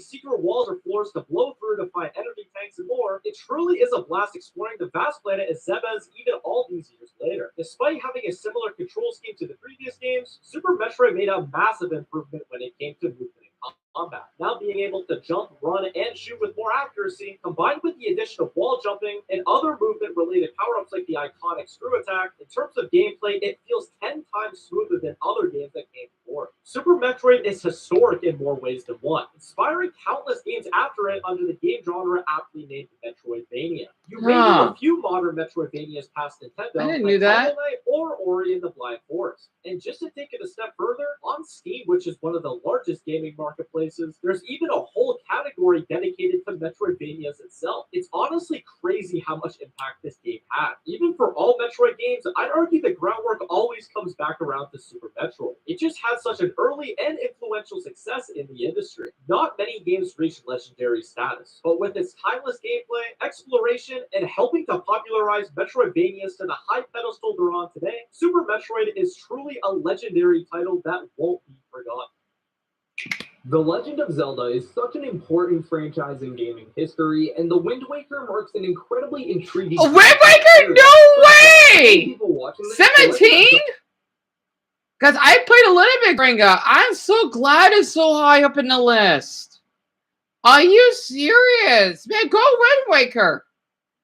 Wow, I'm surprised it's much better than Twilight Princess of Skyward. It's a good game, but pretty hard. Wind Waker might not feel like an old title, but then you realize this thing is well over 20 years old at the time of writing this video. I was barely 8 years old.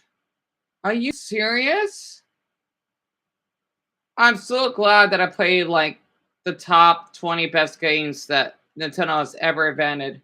Graphically, the original still looks stellar, and the decade-old remaster looks better than many games releasing today. I agree. The cel-shaded graphical style was controversial upon release, but it's safe to say now that it was objectively the right decision.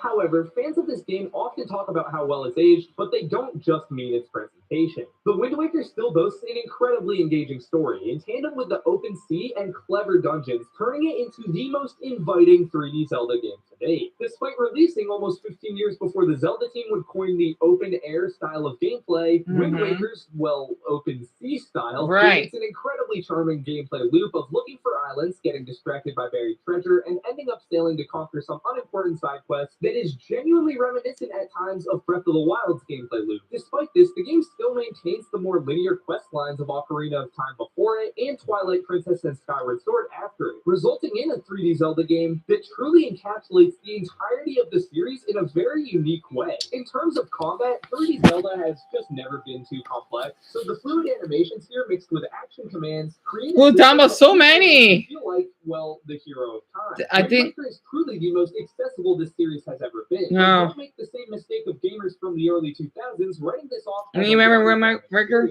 Okay, I'll see myself out. The Legend of Zelda: The Wind Waker is a game that simply hasn't been replicated since. Every year that passes results in this game deserving more and more praise as it continues to stand up not just graphically, but from a gameplay perspective as well. With its ability to supply players with a traditional 3D Zelda campaign including brilliant dungeons, supplemented with a vast sea filled with engaging optional quests. Continuing with the inviting nature of the gameplay, the story is intimate while not lacking grandiose moments. And the fact that I haven't even mentioned the masterful soundtrack shows how much this game really is just the full package when it comes to 3D Zelda. 16. The Thousand Year Door is a game we don't see much of anymore. I'm glad. The people on Thousand Year Door is 16? That's awesome. Oh, look at that. Got the ad again. And you know what's so funny? I gotta watch 16 seconds of ads. What? No, I don't. Why they keep giving me that hunting ad? I'm so glad that Thousand Year, because I was planning on making more videos of it, right? And the Thousand Year Door is basically the best Paper Mario game in my opinion. I know people say it's overrated, but that's the one that I enjoyed the most. Don't see much of anymore. Maybe? Originally releasing in 2004 as a sequel to the N64's Paper Mario, The Thousand Year Door takes everything unique, creative, and fun from the first game and dials that baby up to 11. More interesting locations, more unique characters, and dear lord, more walls of text. Yep. Funny walls of text, though. This game seemingly knew exactly what worked from the first game, elevating it to a new level. Partners are more helpful and interesting, the story is genuinely intriguing with twists and turns, and the gameplay straight up peaks here, even 4 games down the road. The RPG mechanics feel perfectly dialed. It has to have a strong sense of progression without it being a confusing grind fest. And although there was some questionable backtracking in the original, I agree. Put a fat asterisk here and say that this one's talking about the remake, where they largely fixed most of the issues, all with a fancy new coat of paint. And that paint is quite fancy, as this is one of the best looking games on the Switch. Of course. The paper transformations are a perfect touch as well, that spice up the overworld gameplay, turning Mario into objects like paper airplanes or boats. It makes revisiting older areas that much more rewarding. The entire world is interconnected seamlessly, so having unique gameplay in between traveling with certain areas, being visible but not quite reachable until you get a new transformation, is always rewarding. And the partners in this game are seriously the best we've ever had in the Yep. series, with each one having their own unique character arcs, personality, and combat mechanics. And it just keeps this game fresh throughout its near 30-hour playtime. And although the backtracking, even in the remake, can be a wee bit absurd at times, that's nothing compared to the amount of charm bursting from this game. It's hard to go 1 minute without finding a cool new badge, encountering an interesting character, or traveling to a location Mario has never visited. With such a creative story, unique characters, and some of the best humor in the series, The Thousand Year Door is easily one of Mario's greatest adventures. I agree. In my opinion, the greatest sequel of all time is Wii Sports Resort. I never got the chance to play it. I'm surprised it's so high. Global phenomenon that was barely more than 5 minigames and transformed it into not only just a bigger and better minigame collection, but a fully fledged world with lore and environment. It took what Wii Sports did well and had a volcanic explosion of ideas and creativity. But most of all, Woohoo Island set the backdrop to what many of us would call the game that defined our childhood. Yes, this is the most nostalgia-rated game on this list. That's what you get when you ask 5 Gen Z Wii kids to make a list of their top 100 Nintendo games. You're just going to need to deal with it. Well, I'm a Where millennial. do we begin? Let's start with the new games. So you got basketball, you got the Swordplay is a major standout. Both Duel and Showdown are all-time classics, and Speed Slice is a fun reaction time game as well. The new water sports add to Woohoo Island's charm and really bring you into the vacation environment. 3-on-3 basketball is an instant classic and might be my favorite sport in the series. But the one that, in my opinion, brings it all home is Island Flyover. Island Flyover as a concept is already cool, but having each eye point give a little bit of lore about Woohoo Island really brings Wii Sports Resort together. Whether it be flying through the bridge out to the Gulf Island or into a freaking volcano, Island Flyover brings everything together. Like we said earlier during our Mario Sunshine ranking, having an environment that works together to make the location feel cohesive is not an easy task. But when done right, it makes the game feel like a living, breathing world. And this is without it being an open world. As cool as it would be to bike around the island free roam, which you can basically do already, Woohoo Island is able to pull off this concept through its backgrounds. Seeing the cruise ship next to the basketball court, wakeboarding around the island, or the tennis courts downtown when you can't even play tennis because all the frisbee dogs stole the balls, it comes all together to make Woohoo Island feel cohesive. Yes, there is a menu screen, but once you're in the world, you're in it. I also guess if we're talking about Wii Sports Resort, we have to talk about Wii Motion Plus. It's a bit funny having an accessory that does what the original product was meant to do in the first place. But besides that, I think it works great. Precision in the games like Archery and Speed Slice are impressive. In the updates to games like Bowling, you heard of Wii Sports Resort? Yeah. Fresh without ruining the cool gameplay. And yeah, there's multiple ones. I actually like how they look. Yeah, being made of paper. It's way better than the original for a resort. Yeah, because there's more sports you could do. By spinning the ball. Yeah, it's like the Olympics, but it's Wii. Great addition. I agree. Extra cost was a little bit annoying. Wii Sports Resort was able to make a sequel leaps and bounds better than its predecessor. It created a theme and stuck to it, and in turn created the greatest motion-controlled game of all time. No game since has been able to reach the peak of what Wii Sports Resort was able to do, and for that we have to give it its flowers. It may not be a groundbreaking achievement in gaming, or the most critically acclaimed game of all time, but it's the game that defined the generation. So, for that alone, it deserves its respect. The idea for the next 3D Mario game after Sunshine was workshopped all the way back at Space World 2000 in the form of Mario 128. In it, 128 different Marios run around an ever-changing spherical surface to showcase the GameCube's power. Mario 128 was produced by none other than Yoshiaki Koizumi, who was inspired by the tech demo to create the next 3D Mario system seller for Nintendo's new console, the Wii. He envisioned a Mario game like none other, a game set in space, with planetoid surfaces, and a unique gravity mechanic alongside it. A grand orchestral Someone said this is Odyssey. Cinematic frame. And in 2007... Oh, never mind.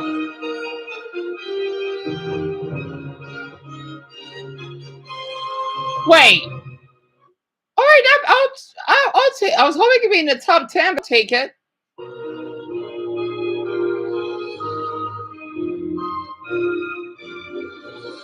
Super Mario Galaxy. That hasn't been said by 1,030,000-something YouTubers. Literally nothing. But we're in our 20s. Mario Galaxy rocks. For a Wii game, it is shockingly beautiful. It is. With a silky smooth camera and gorgeous space backdrops in every level. From the Aurora Borealis-inspired Freeze and Flame Galaxy to Space Junk's dark, beautiful abyss. Mario Galaxy truly stands itself apart through its sheer scope and vibe. The second the game begins, you know it's going for something different. Something a bit more serious and heavy. With most Mario games, Yeah, Dumb, I don't blame you. the action ASAP. No time to waste.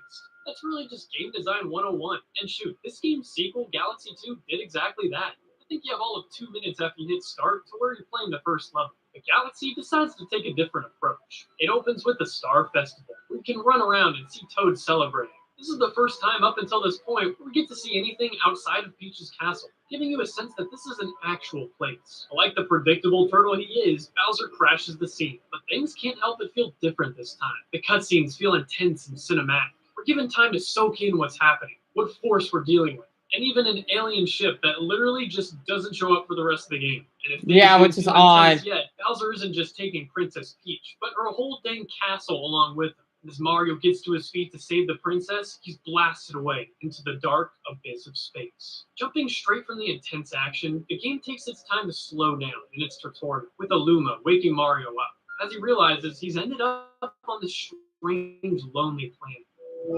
Mm-hmm. This is the only time in a Mario game I can remember where it purposely slows down, letting you soak in the atmosphere. It makes sense that we want to hit the ground running and start the gameplay immediately, but for cornballs like us that like a little extra pizzazz in our Mario games, we eat this stuff up. After acquiring your spin ability from the mysterious princess / omnipotent space god, you're sent off to the stars. And although the mission-based gameplay loop is nothing new at this point, the sheer novelty of flying through space with a booming orchestral soundtrack behind you justifies the price of admission alone. Where Galaxy also soars is its missions. It's no secret Sunshine, despite being amazing, has some questionable missions sometimes. I agree. The watermelon mission sucked. Monkey balls. Oh. Never been a fan of that one. Every level, with no two levels feeling derivative of each other. There's one thing Galaxy does better than any 3D Mario, it's consistency. You know that in each new Galaxy, you'll find a new boss to fight, or a new mechanic to try out. And although this game takes quite a hit to the fast-paced gameplay of the Oh yeah, I like the little plan. It should be like a question mark. It's all like twisted. I don't know why it makes you laugh when I look at it. Implemented perfectly by the creative setting, cinematic angle, and booming orchestra. Overall, Mario Galaxy is a series-defining game, and is truly one of the best games of all time. What's better than one of the greatest Mario games of all time? How about two of the greatest Mario games of all time? This one might be cheating, but I don't care. Super Mario 3D World plus Bowser's Fury. I agree. I never played it though, sadly.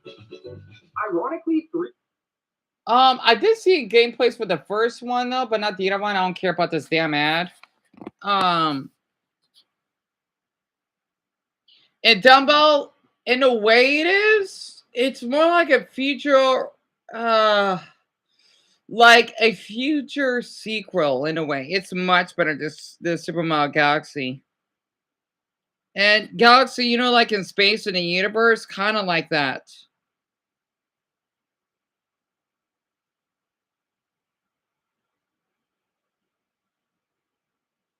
Man, it sucks we didn't get any new viewers today. I might need to share my URL on my other channel, so hopefully we can get more people, though. Man, I might try to server this isolated. But maybe it's because all the viewers that were hateful probably left, which I prefer that they do, so I'm glad that they're done with that. Scrolling adventures, including a traditional world map and having each level end with a flagpole. Frankly, this is not an open world experience, and some might even use the dreaded word linear. However, I don't think linearity is inherently bad. In fact, I would say that 3D World's linear format helps to make it the amazing game that it is, and that is because of its brilliant level design. Each level truly feels like a brand new experience. There's constantly new terrain to platform across, new gizmos to interact with, and of course, some very fun power-ups. By restricting the amount of freedom the player has, it gave the developers a ton of creative freedom themselves. And who cares if you're completing the game in the exact order the developers intended when the developers are creative geniuses? Seriously, this game is littered with surprises, and there really isn't any opportunity for boredom, making each level feel very much like its own level. 3D World is never afraid to try new things, even breaking decades-old conventions.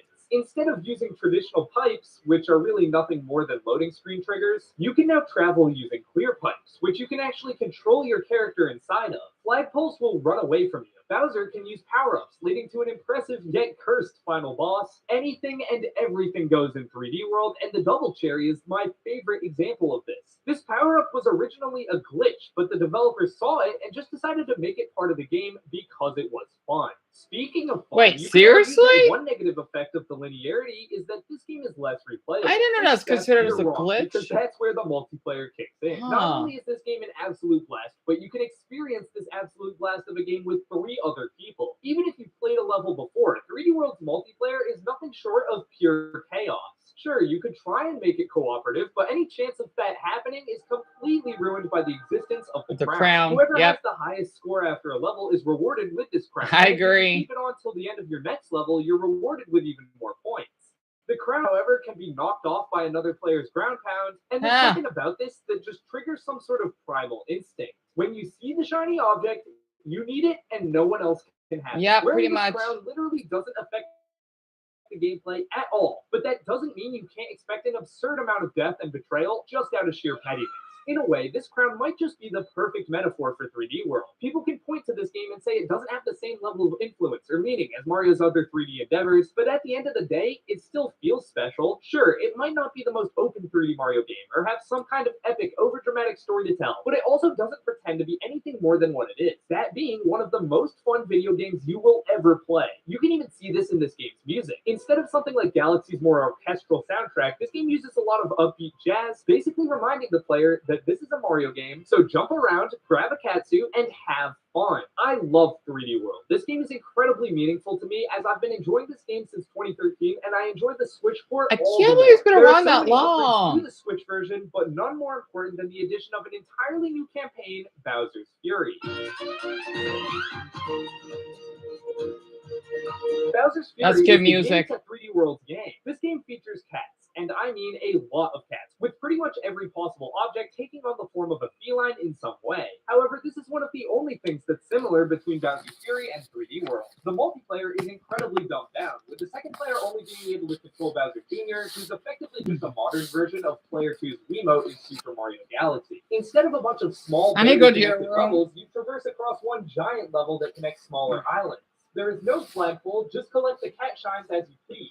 In a lot of ways, Bowser's Fury is the antithesis to 3D World. It's the complete opposite, yet also equally an enjoyable experience. However, I will say complete opposite is a bit of an overstatement. In fact, a major reason that I think Bowser's Fury is so fun is because of one of the things it shares with 3D World, that being the quality of its level design. As I mentioned earlier, Bowser's Fury's levels take on the form of these smaller islands, and like 3D World, each one of these levels has its own creative theme. Whether you're navigating through a maze of clear pipes, tiptoeing across an invisible path, or scaling a ridiculously tall windmill, each one of these sub-levels is awesome, and the actual quests for collecting cat shines are equally as awesome. You can get a cat Yeah, shine that must for have glitched. pretty much anything, like returning stray cats to their mother, chasing down a Shadow Luigi, or collecting these cat shards while skating across an intense obstacle course. Pretty much every second of this game is fun. Hell, even just aimlessly running around is fun thanks to these slingshots that will send you absolutely flying, and your own little Plessy taxi service, which makes Lake Lapcat feel all the more connected. Now, Huh. one thing I will say about Bowser's Fury is that it's short. In fact, you can completely 100% the game in just a few hours. However, for such a short That's game, it's understandable. genuinely surprising how much depth it actually has. There's a lot of charm here and some pretty wholesome moments. Of course, it's cool helping Bowser Jr. reunite with his dad, but I also like all these little details, such as being attacked by an army of kittens as they nuzzle Yeah, up Bowser's against you Fury, to let dumbbell. the cat see. Lastly, I cannot speak on Bowser's Fury without talking about what I think its coolest feature is, the final boss. Yeah, I can see Now, your you comment. I probably think they're will just appreciate this through your in a entire little playthrough. late. Getting interrupted by Fury Bowser when you're trying to get a cat shine can be pretty annoying, but for a grand finale, this is nothing short of epic. Thanks to the Giga Bell, Lake Lapcat is no longer a massive overworld. Instead, it becomes your own little playground. With the islands you've become acquainted with now being the final boss arena, the stakes could not be higher. So pick up the stakes and chuck them at Bowser's face. Your final encounter by Fury Bowser is punctuated by this insane chase where you're riding on Plessy trying to dodge all the obstacles he's throwing at you, and altogether, this is seriously one of the most creative boss fights I've ever seen. Probably the most creative final boss in any Mario game. Even though Bowser's Fury is short, it still manages to pull off something incredible. And while the game might not stand so well on its own, pairing it with Super Mario 3D World, which is one of the most fun games you'll ever play, certainly makes for one of the best Nintendo experiences you can ever have.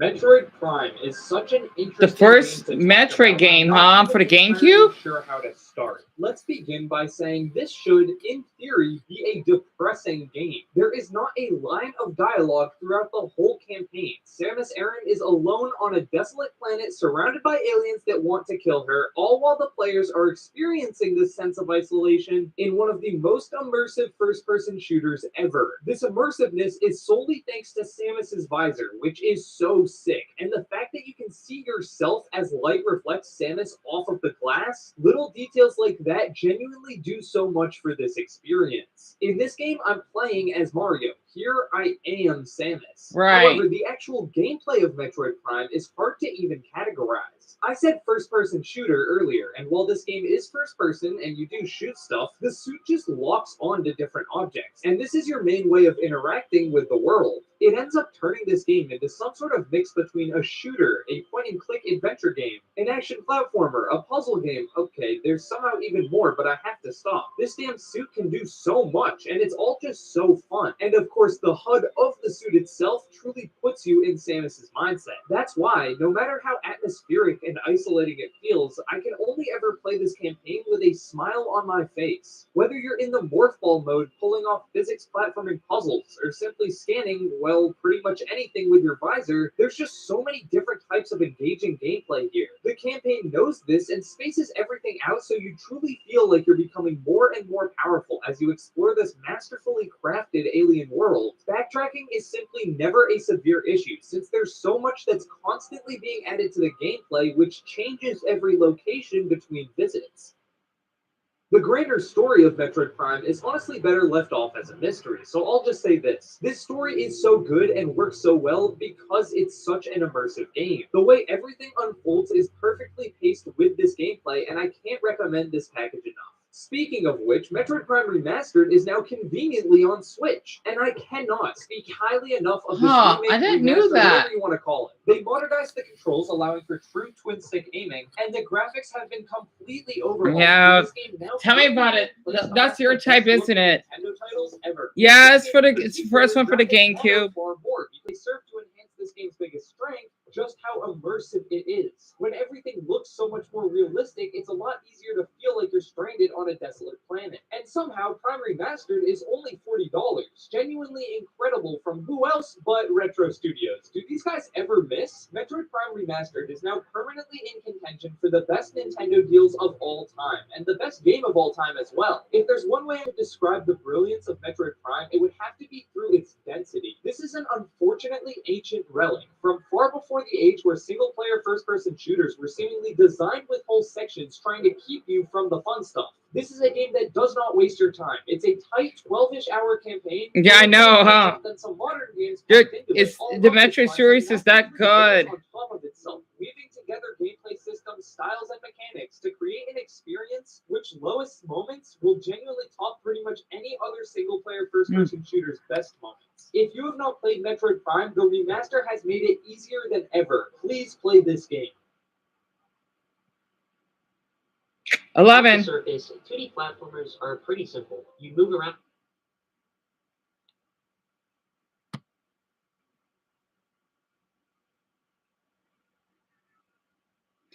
And Demo is the first one for the GameCube.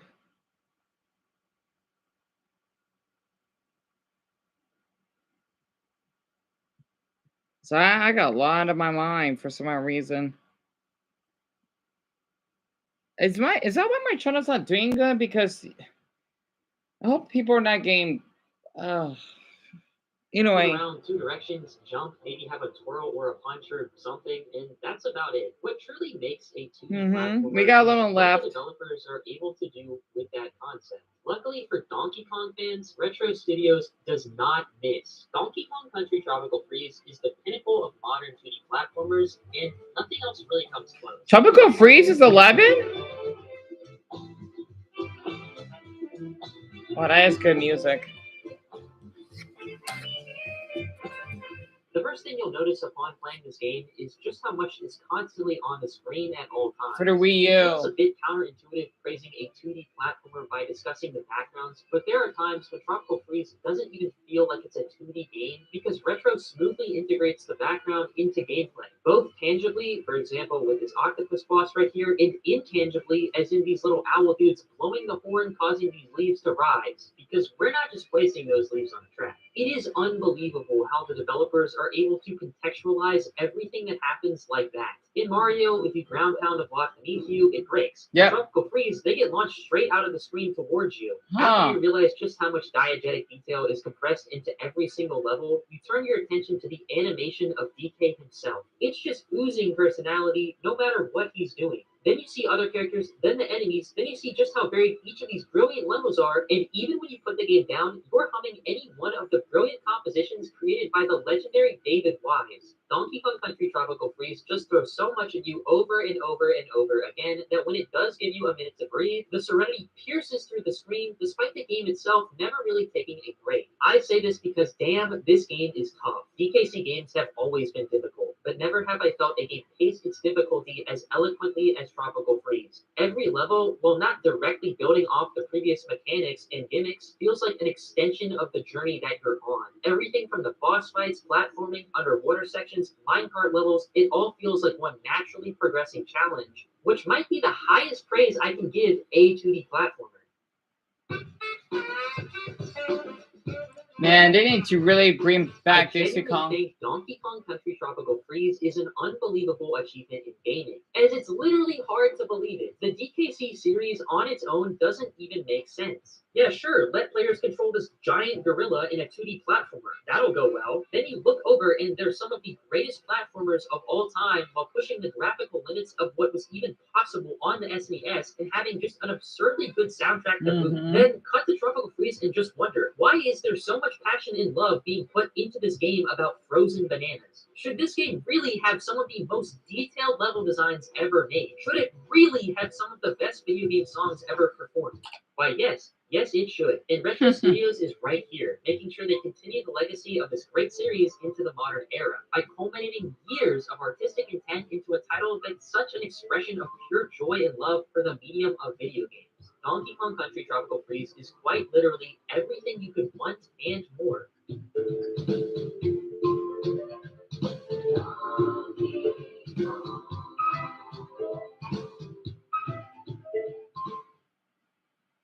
Top 10. Mario Kart 8 Deluxe should not be able to exist. Why is it so low on the list?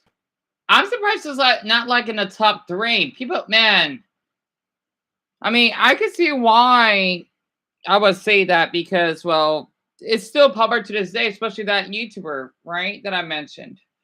So I'm surprised. Still, it's in the top 10. I need to go to the other room, do I? Oh, but I'm too lazy though.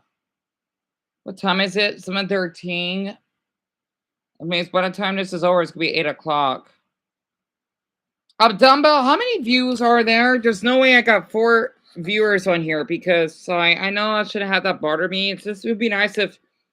Oh, okay, we're down to 3 views. Oh, you know what? I'm so sorry. I've just been feeling really depressed because I feel bad that Dumbbell has to be the one that has to do so much work for me.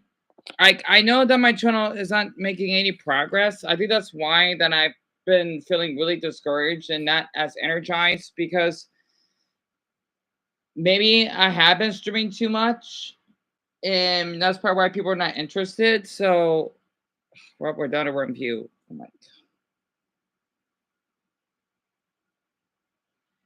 You know what, Dumbo? I'm sorry. I'm so discouraged. I might need to switch over to my other channel. I can't do this.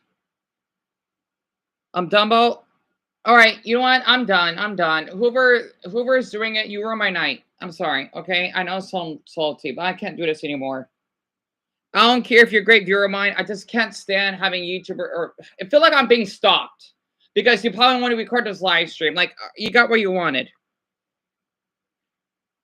I might need to switch over to that channel that doesn't have views on it. I can't take this channel anymore. I just had to be honest. I'm just so damn depressed because I feel awful that you had to do so much. Like everyone else is gone. Maybe I need to get offline more. Oh.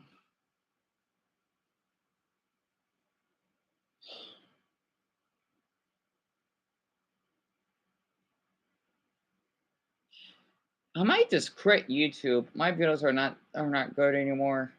I can't do this.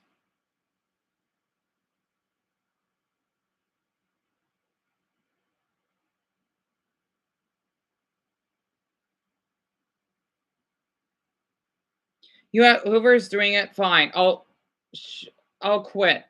Okay. I know Smiley's doing this. All right, just do the Smiley. Oh, tap the Smiley emoji if you want me to quit.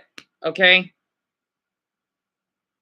Since you're like my biggest fan, but you probably want to see me dead, tap, tap, tap. I know. If I need to fucking cut myself, I will. So I'm not like Shortcat, okay? So I don't have his goddamn energy. I'm done having to fake my fucking happiness. I'm fucking suicidal. Okay, there. I feel good to get this on my system. I'm done.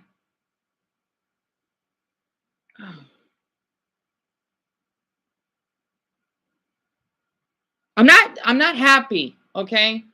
I still think about my apartment. That's why, because I didn't make any goddamn glob darn progress.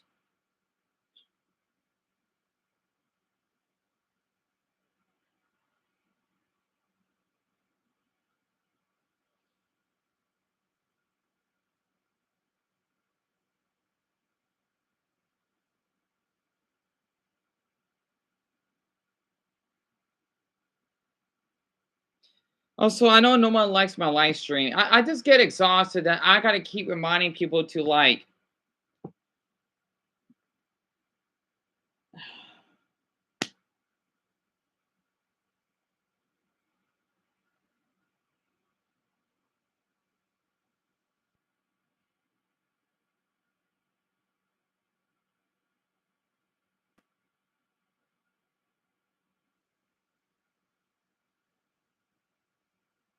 I might need a break. I can't give myself a break though.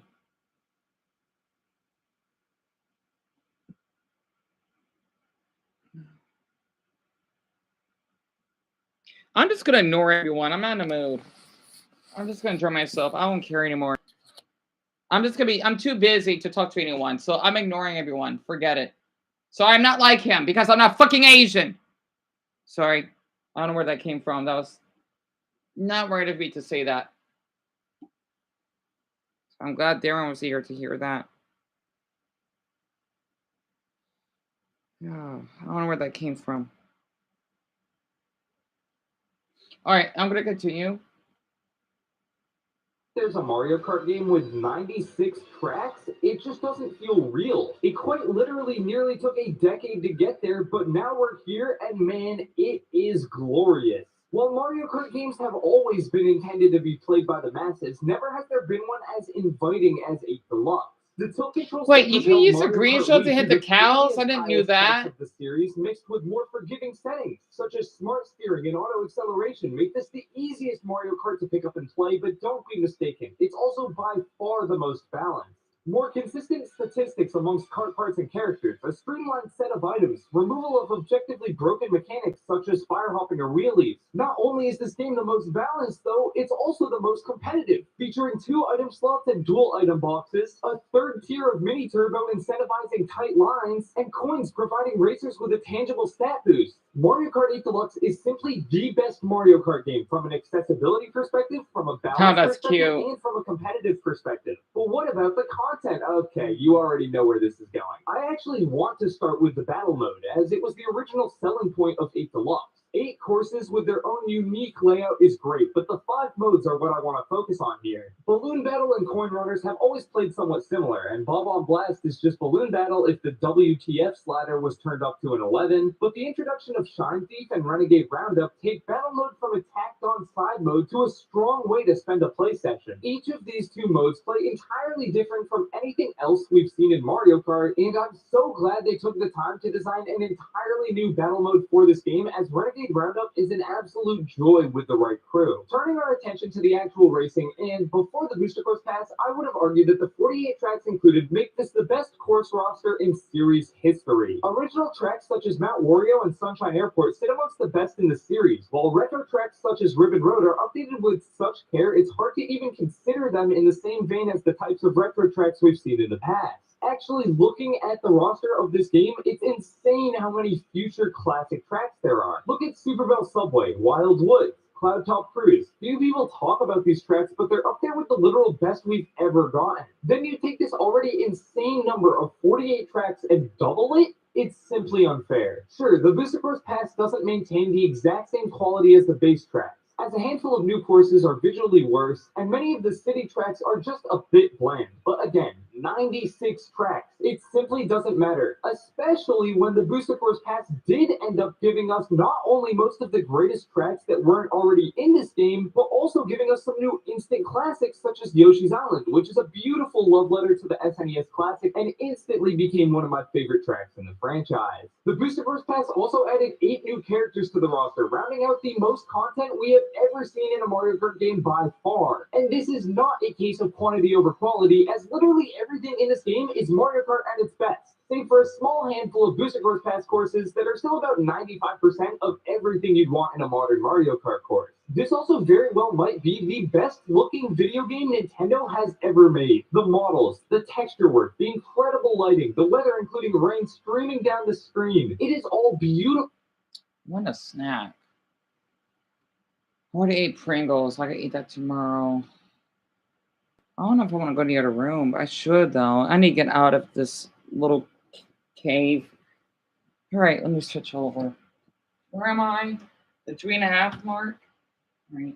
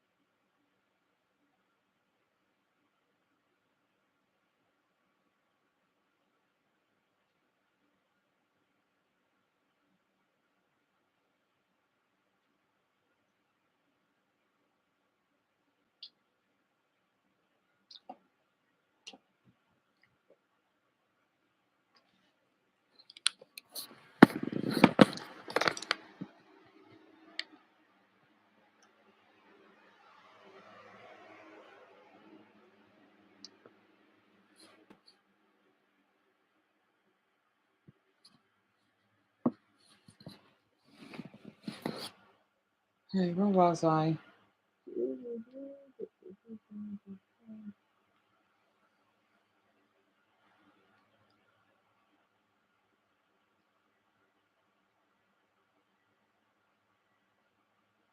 Yeah, I might as well eat a burrito while I'm watching this.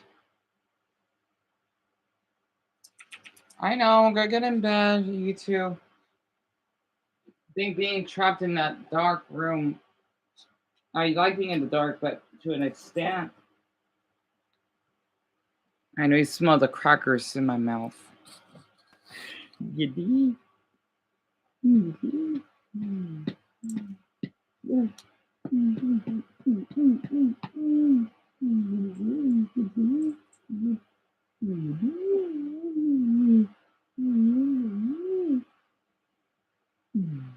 Oh.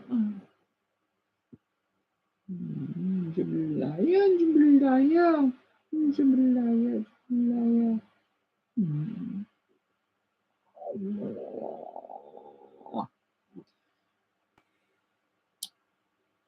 Oh.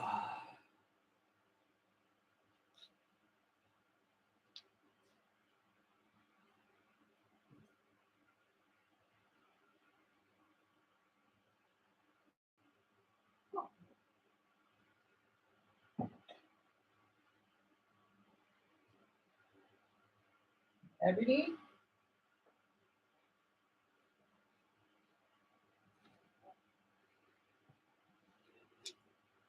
It's simply unfair. Sure, the Booster Course Pass doesn't maintain the exact same quality as the base tracks, as a handful of new courses are visually worse, and many of the city tracks are just a bit bland. But again, 96 tracks. It simply doesn't matter, especially when the Booster Course Pass did end up giving us not only most of the greatest tracks that weren't already in this game, but also giving us some new instant classics such as Yoshi's Island, which is a beautiful love letter to the SNES Classic and instantly became one of my favorite tracks in the franchise. The Booster Course Pass also added 8 new characters to the roster, rounding out the most content we have ever seen in a Mario Kart game by far. And this is not a case of quantity over quality, as literally everything in this game is Mario Kart at its best, save for a small handful of Booster Course Pass courses that are still about 95% of everything you'd want in a modern Mario Kart course. This also very well might be the best looking video game Nintendo has ever made. The models, the texture work, the incredible lighting, the weather including rain streaming down the screen. It is all beautiful. Watching back races in Mario Kart TV provides a detailed look at the animations as well, which are some of the most expressive I've ever seen. There's simply not enough words to describe how good this game looks on your TV. It's a mix of brilliant artistic direction, one of the best lighting systems ever in a video game, and a ton of modelers, designers, and animators executing at the top of their craft. I'm not even really sure if I need to mention the music here, as it's pretty much universally known just how good Mario Kart music is. However, if we did post this video and I didn't get to gush about one of my favorite video game soundtracks of all time, I would be punching myself. Whether it's the insane Punching saxophone of myself. Shoals, the funky 5/4 groove of Wild Woods, the electrifying synths of Big Blue, okay, I have to stop. This soundtrack, much like the graphics and the gameplay, is also leading the conversation for Nintendo at the top of their craft. I think there's always some sort of bias against games like Mario Kart on these best game of all times rankings. Because Mario Kart is meant to be fun. That's it. It's not supposed to take you on I can see the Apple logo on your eye, mamas. profound message Cute. or anything of the sort. It's supposed to be fun. And to be honest, Mario Kart 8 Deluxe is the highest selling Nintendo game for a reason. They took one of their most tried and true formulas and refined it to a T while giving it more content than we even thought to be possible. This game is an absolute miracle that shouldn't even exist and has probably provided more hours of pure joy to more people than any other game on this list. In 1989, a new game developer burst onto the scene, a Japanese studio named Game Freak. Their first project was an NES game named Mendel Palace, which was a simple action puzzle game involving monsters. Dreaming bigger, 7 years later toward the end of the Game Boy's life cycle, Pokemon Red and Blue were released, Oh, and yeah. boy, they had no idea what was to come. Pokemon I had a Red and feeling Blue it'd be were on this list. trailblazers to the JRPG genre. Even today, people try to chase the success of what this game had, often failing in the process. Typical JRPGs had a definitive main character, and your party grew in size as the story progressed, but Pokemon masterfully greatly expanded upon that concept, as you caught, stored, and filled up your Pokédex with all 151 Pokemon. I mean, the catchphrase "gotta catch 'em all" became probably the most iconic catchphrase in gaming. Beyond catching Pokemon, players go on to defeat all of their leaders in order to challenge the Pokemon League, all of the while Team Rocket is standing in your way. These systems combine to form a feeling like no other in gaming, and a vast catalog of JRPGs spanning so many years have failed to replicate what Pokemon nailed on their first entry with Red and Blue. Fundamentally, exploring the unique region you're dropped in for each Pokemon game is the most important aspect of each game. If exploring a map isn't fun, the entire concept falls apart. Luckily though, Game Freak really knocked it out of the park on their first try, as we were introduced to the glorious Anthem. You like my And towel, do one of you, the reasons mamas? it is. Gen 1 isn't a Because of my coincidence in this scent? community for no reason. Even for the technical limitations that the Game Boy had, every town was so immersive, each being so unique in its own right. Whether it's Cerulean City surrounded by water, the Nugget Bridge and Cerulean Cave, home of Mewtwo, Fuchsia City featuring the Safari Zone, or Celadon City with lots of nature, tall buildings, and a casino? Go figure. People complain about the region constantly being remade, but Kanto truly is great and it does live up to the hype. I'd be remiss not to talk about the audio in this game. And I know that may be strange to hear at first, but let me explain. Firstly, the music is excellent, as everywhere you go, there's a new track. You're on your bike, here's a bike theme. You're in a new city, here's a city theme. And it is so damn good every time. You're constantly filled with emotion, whether you're relaxing while traversing through a new route or getting pumped up as you're about to challenge a gym leader for a new badge. Now, before when I said audio, I'm also including Pokemon cries. These became so iconic almost immediately, and most notably helped this series mascot we all know and love, being Pikachu, rise to fame with the signature.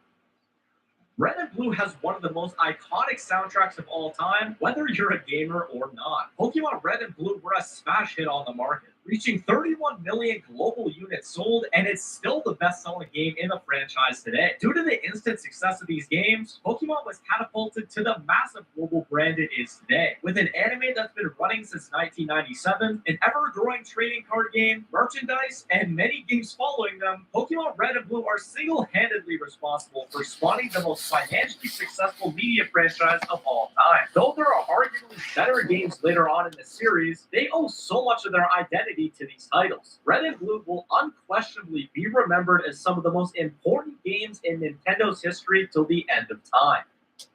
The N64 is known for many things, but one of its biggest achievements is being the console that launched Nintendo's two biggest franchises into the world of 3D. In 1996, Mario 64 revolutionized 3D platforms. Number 8, huh? His iconic voice and delivering one of the best games of all time. And 2 years later, The Legend of Zelda got the Oh, yeah, same Ocarina treatment, of Time. creating a game so iconic that it still influences the gaming medium nearly 30 years down the line. This is The Legend of Zelda: Ocarina of Time.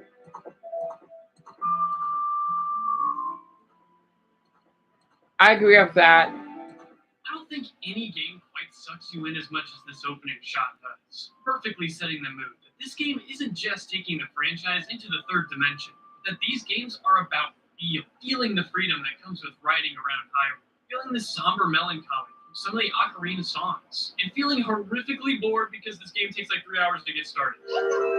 But besides the opening, the feel of Ocarina of Time is the definition of perfection. Not only does it nail the 3D Zelda formula its first try, it honestly feels like it's a few games in at this point.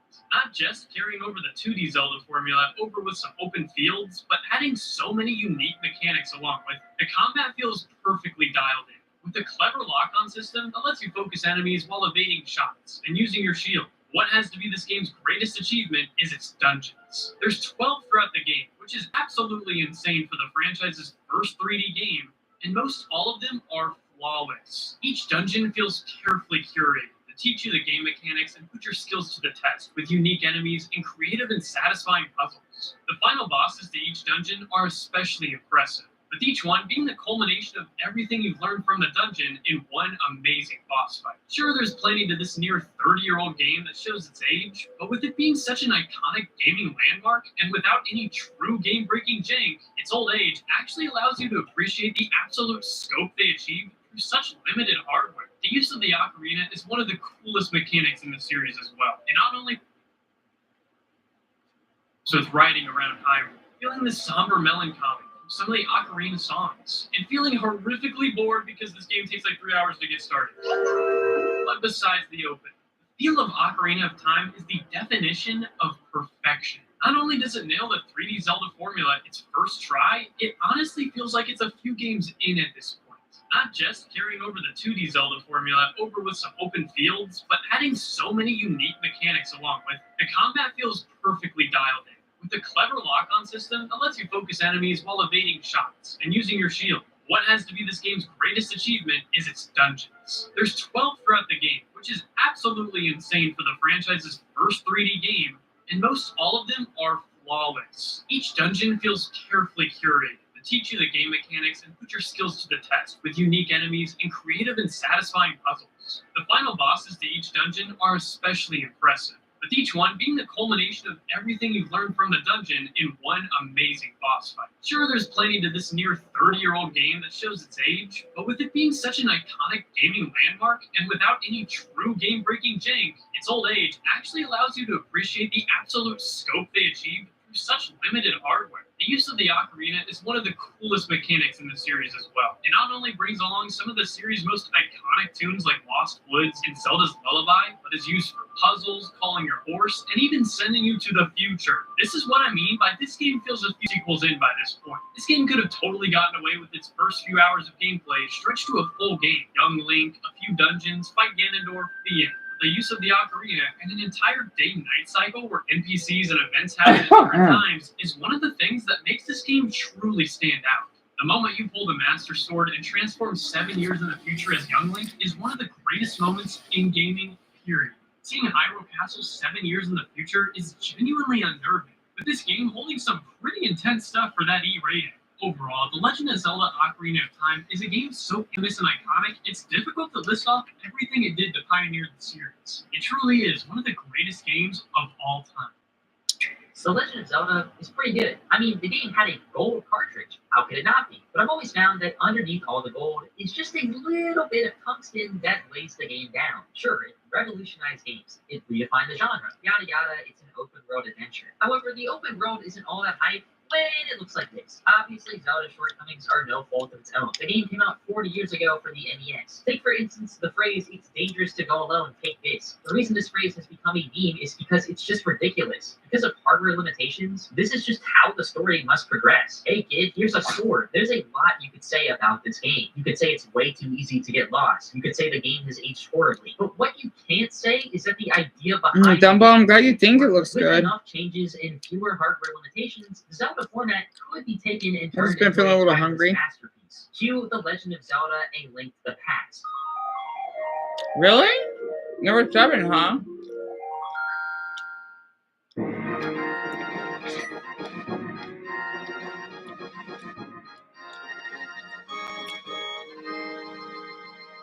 That was I know. beautiful. Shane. That was Oh, I'm beautiful.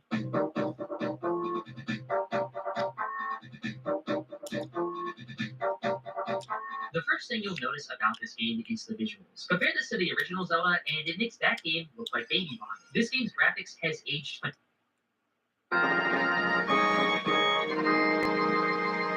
That was way too glitching. Oh, I'm sorry.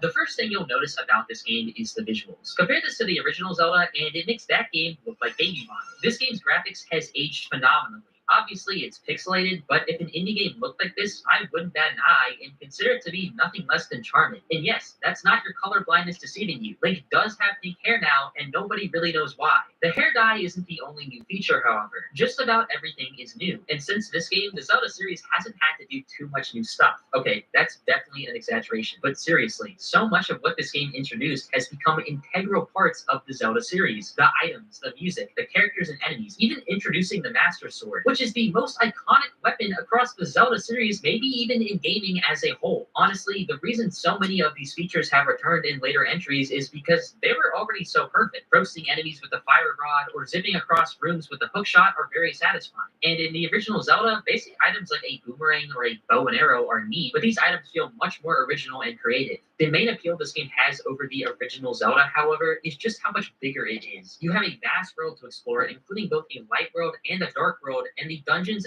actually start to feel like dungeons instead of just random caves you just kind of stumble across. The puzzles are also so much more detailed and incredibly rewarding. And when it comes to the game's story, well, the game actually has a story instead of just go save the princess and figure out the rest for yourself. Probably my favorite improvement is the game's bosses. These fights are so much more intricate, with the boss's weaknesses often being tied to a specific item you needed earlier in the dungeon.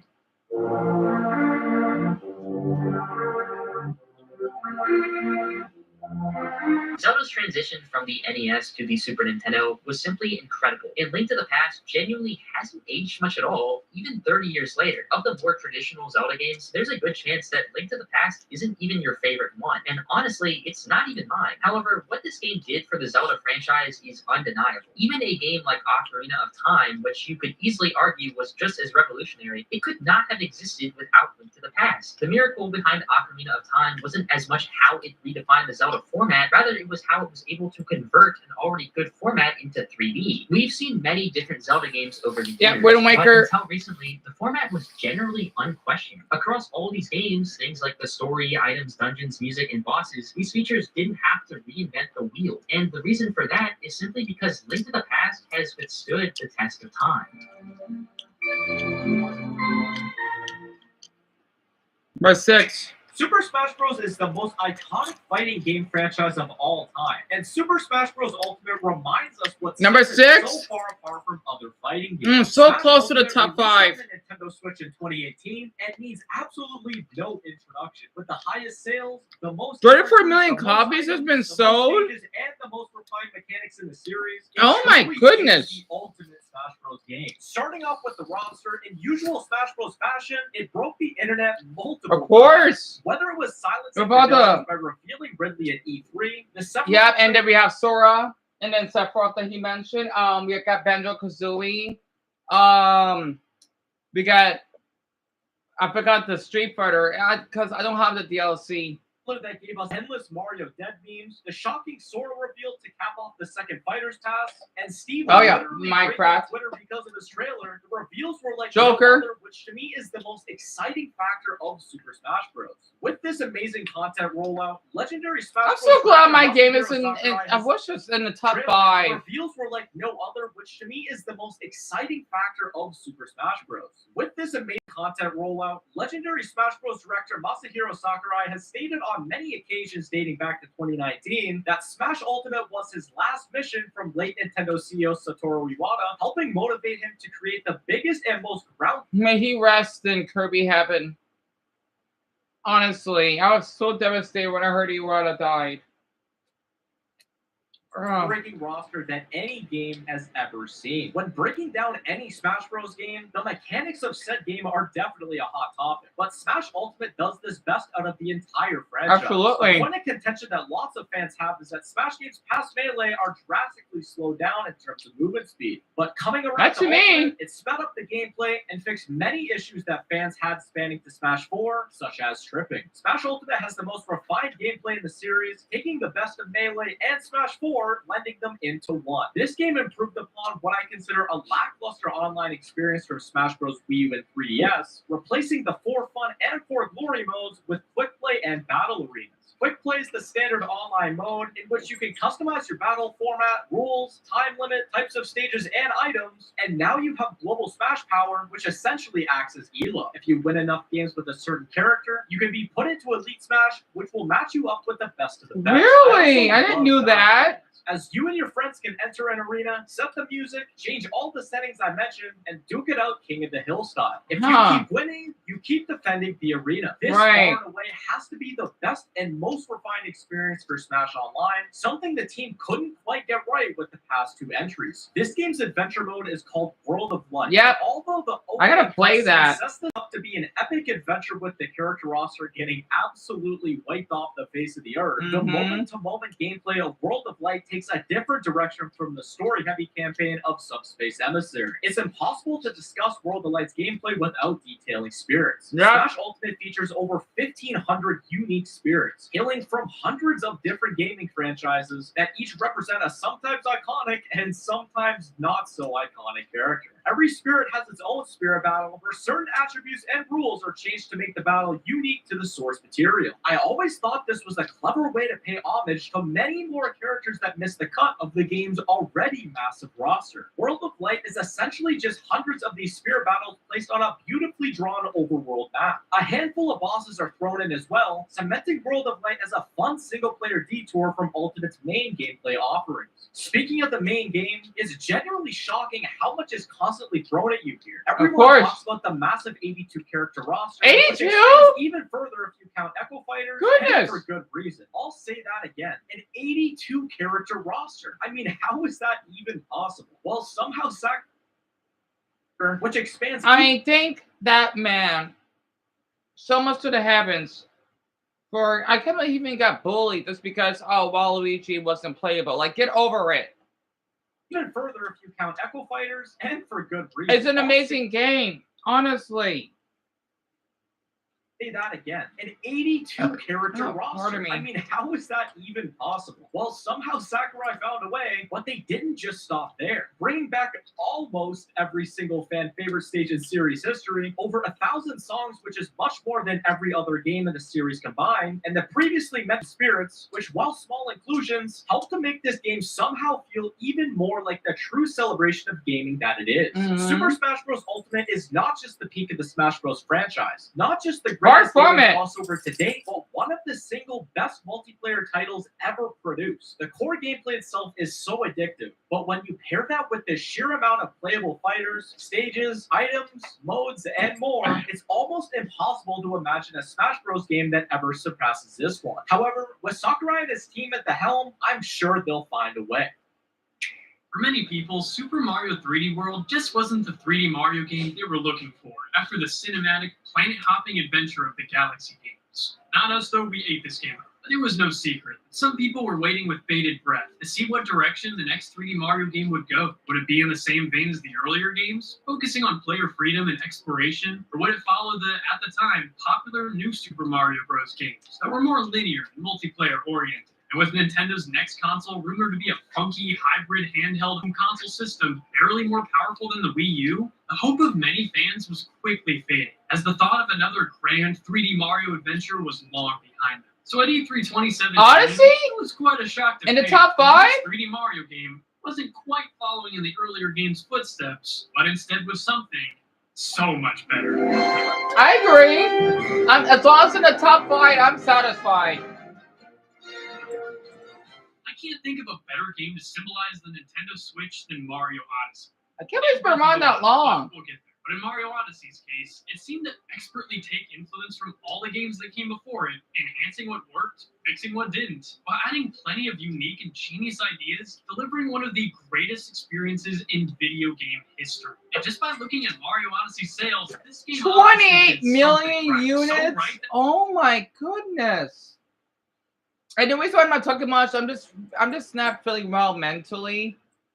So I hope that's not an issue. Because I know people think I'm lazy. Well, I'm clinically depressed. Let's see. I ate from 7:37 to 7:48. Okay, 11 minutes. It took me. that we still don't have a sequel. We need a Let's flesh sequel. about this game some more. As I just said, Super Mario Universe. Wait, no, I don't know. I'm bad at names. Pardon me.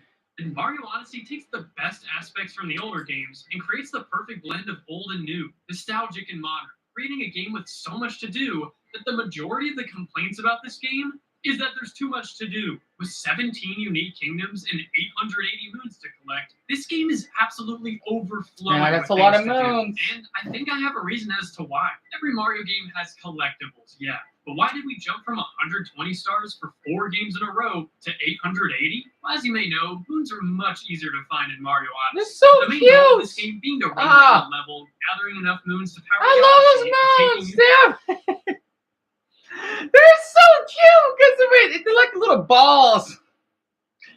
I'm sorry, I love the moons. Oh, they're so cute. Oh my gosh. I think that's why I love this game so much. It's so cute. And I do like how they come in different colors. Oh boy. Stop, mamas. Stop. Don't get dressed as your mother.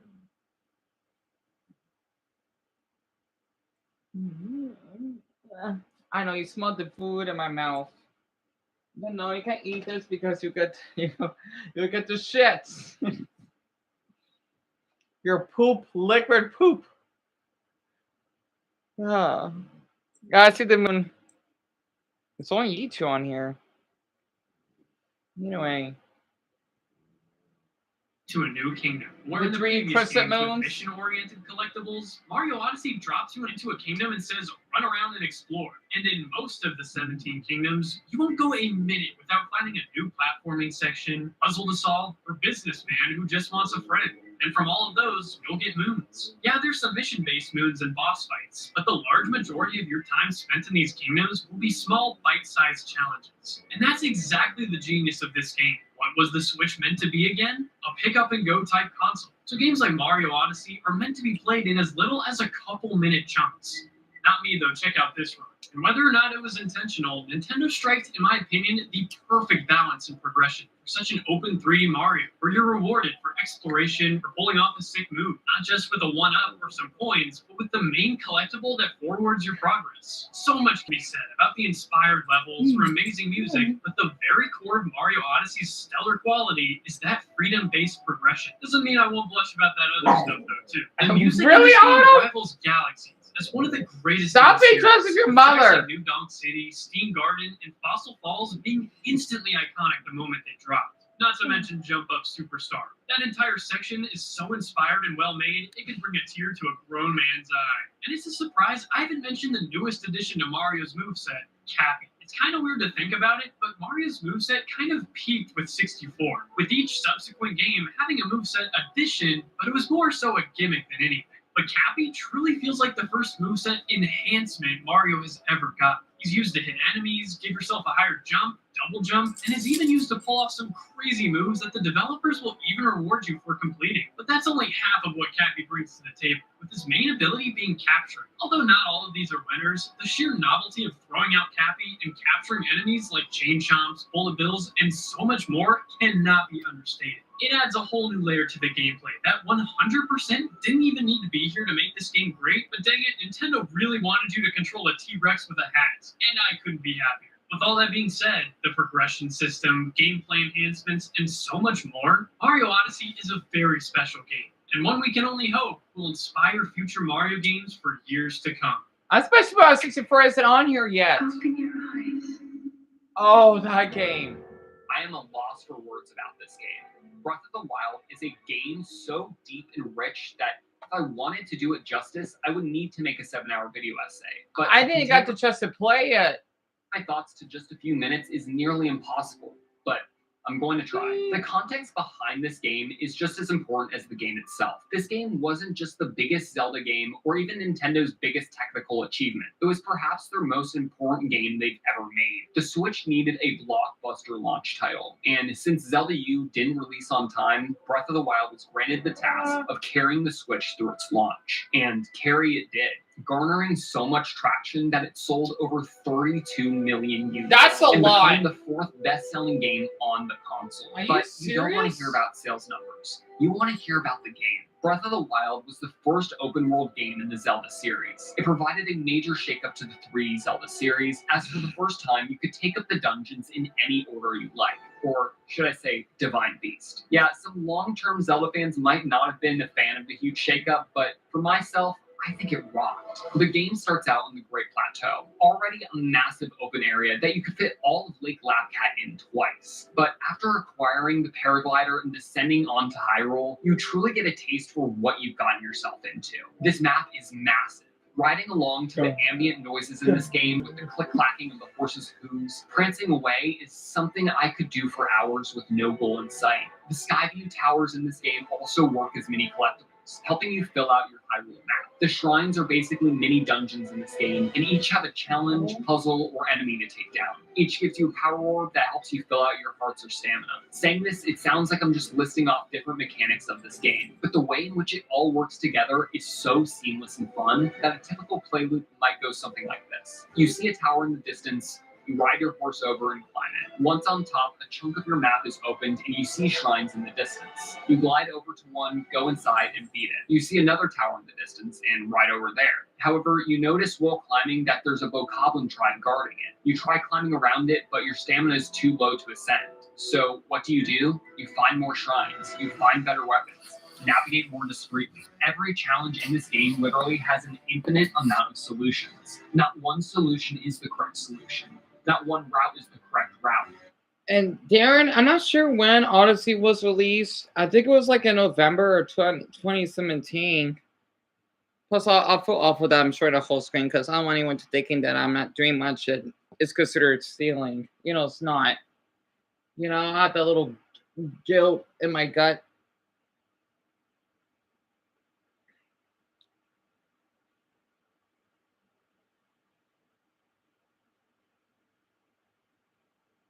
And Darren, the burrito was delicious.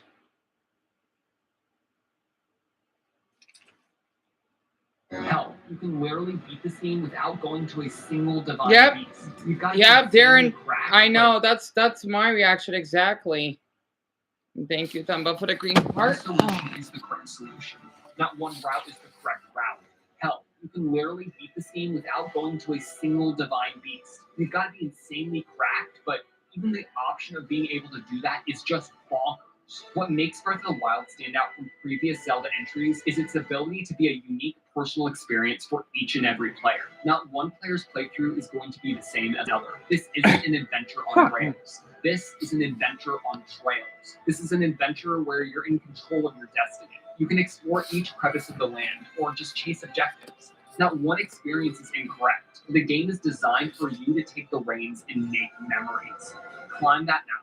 Scour that forest, ride that shield. But, of course, there is an objective. Destroy Ganon. Maybe you're over-leveled and destroyed him handily. Maybe you barely scrape by but win narrowly. Maybe you fail time after time and have to go out and find better weapons and get a better game plan. In the end, your story will play out the way it's supposed to. You'll ascend the Great Plateau one last time. Oh, Darren, it's a bean and beef burrito.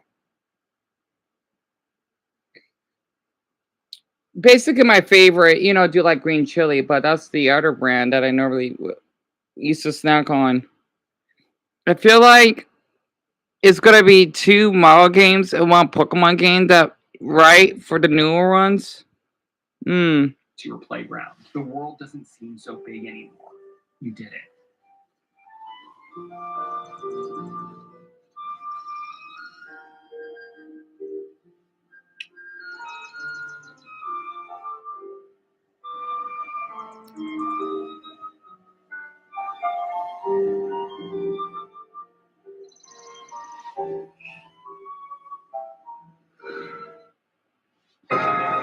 Oh boy. I would love to eat wings. I gotta stop seeing these damn food ads. Yeah, Darren is my favorite flavor. I do wonder where Cupcake went. Because I know he has a lot going on. Yeah, you love the music? Me too.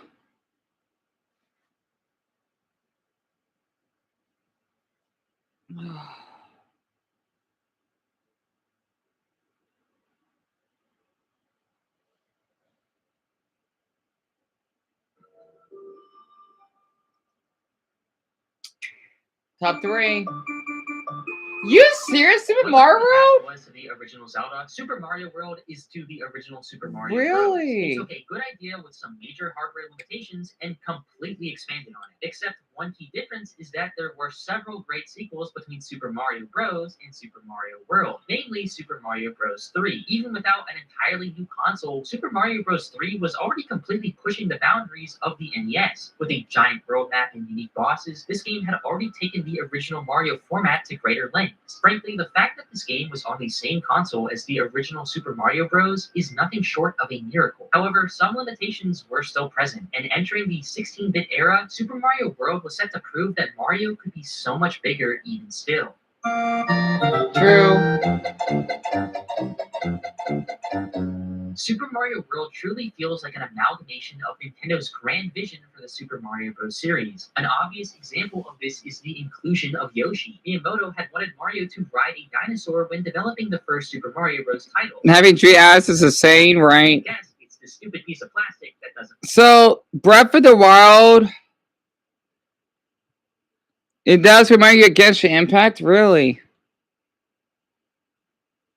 Huh. Like Mario Paint. But now with a console that can play Mario Paint, you can also ride dinosaurs. Oh, yeah, Dumbo, you're right. But Yoshi is Great awesome. guess. There's a reason he's got his own series while also being an essential character in any Mario spin-off. However, Yoshi is just one of the many things that make Super Mario World so impressive. The power-ups are great, with the various Yoshis being one of them. But even the cape is incredibly fun to glide around with. Where I think this game really comes to life, though, is through its levels. There are a ton of levels, an amount that was completely ridiculous for its time. You also have one giant world map that makes everything feel intertwined, and you can find so many secrets through hidden exits that will reveal that this map is even bigger than you once thought. You can unlock hidden blocks or even a trip to the Star Road, which will then take you to yet another secret world. My favorite secret is probably this one level, and I'm sorry for spoiling, simply called Top Secret Area, that you can unlock from a ghost house. This level literally just gives you free power-ups and a Yoshi to boot, but it's just one of those many things that makes your playthrough feel special. I remember finding this as a kid and thinking, wow, Top Secret Area? Only real gamers would find something like this. So, the secrets are cool, the map is cool, Yoshi's cool, and the game is a step up from Super Mario Bros. 3, but is it really fair to say that Super Mario World is the third greatest Nintendo game of all time? What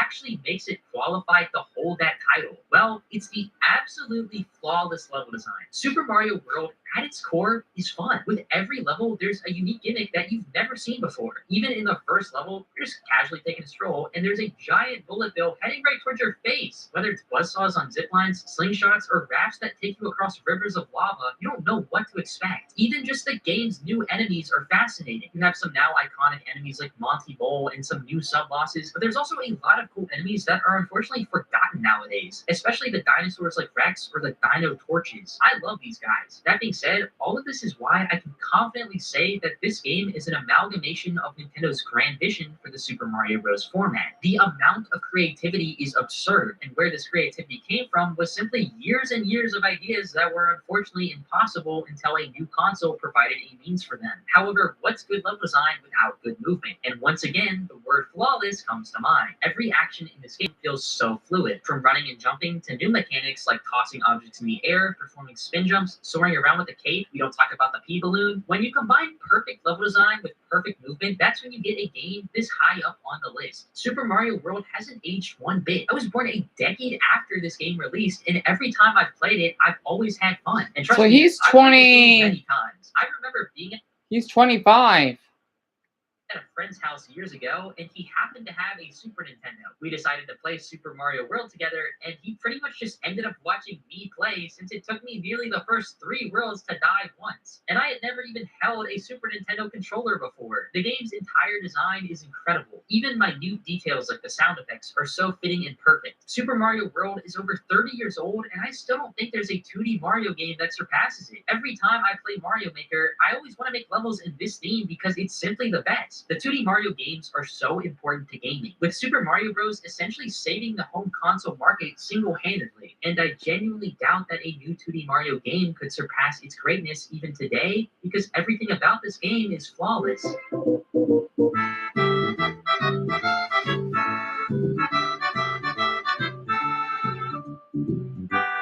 Except Tubular. I hate that level.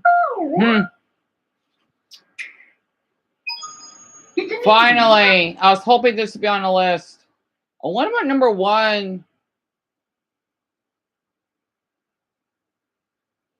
We have 4 views, but we're down to 2. Yeah, that's all right. Those people, they want to view and not say anything. That's their decision. They're just not us important. Darren and Dumbbell, what do you think number one would be? I'm trying to think what number one would be, but I can't think of it.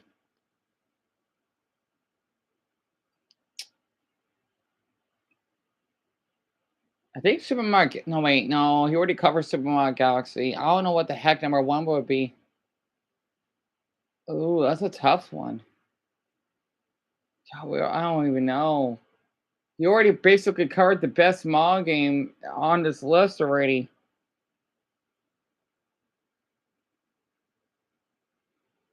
A Mario game, yeah, that's what I'm thinking. Mario. Hello.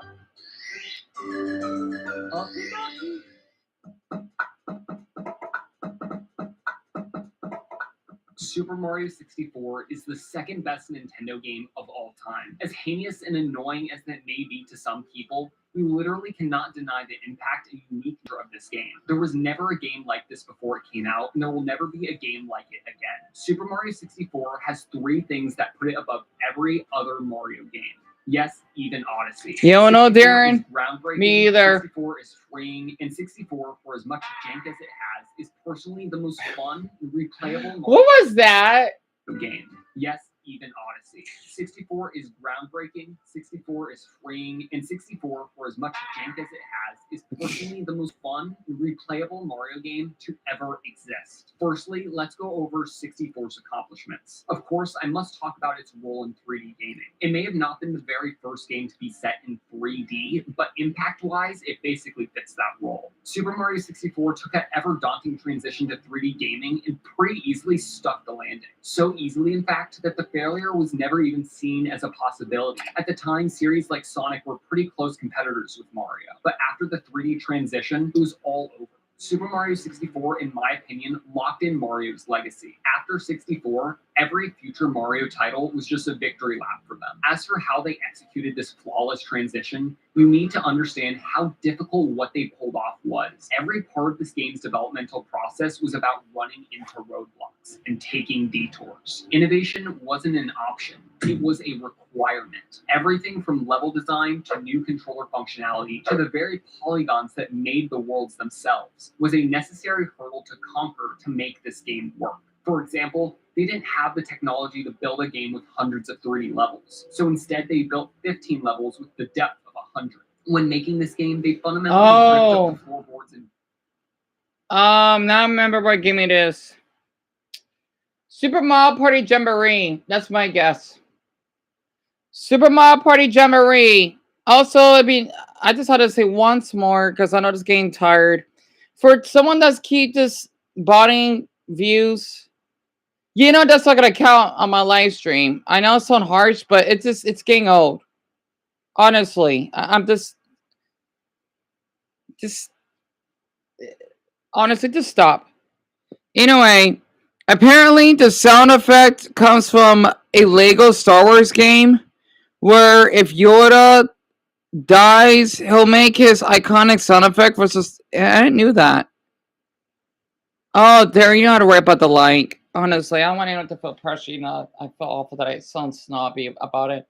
Banisters of what a Mario game looked like and used what was left to create a blueprint that every game going forward would uphold to. For example, let's take a look at what I would consider Super Mario 64's greatest innovation, the hub world. Super Mario Bros. 3 and Super Mario World's hub worlds, both filled with exciting secrets and levels to explore, still took you out of the game and its immersion. Peach's Castle, in my opinion, was the key component that made 64 work. Even outside of the level, you control Mario the exact same. From the moment you come in through the pipe to the moment you defeat Bowser, you are Mario. Jumping, cartwheeling, wahooing Mario. From there, the castle takes on what I like to call the 3-act structure. Act 1 is the main floor. This is where you grasp your bearings and learn that the stars in the levels don't have to be collected in order. Your adventure is yours and yours alone. Act 2 is the basement, where Nintendo introduces the twist. This is where you are introduced to a majority of the cat power-ups, and you learn that this game isn't always about the final destination. It's about exploration. Then we have Act 3, the upstairs. What I find so cool about the upstairs actually starts with this door here. From the moment you enter Peach's castle, you see that door.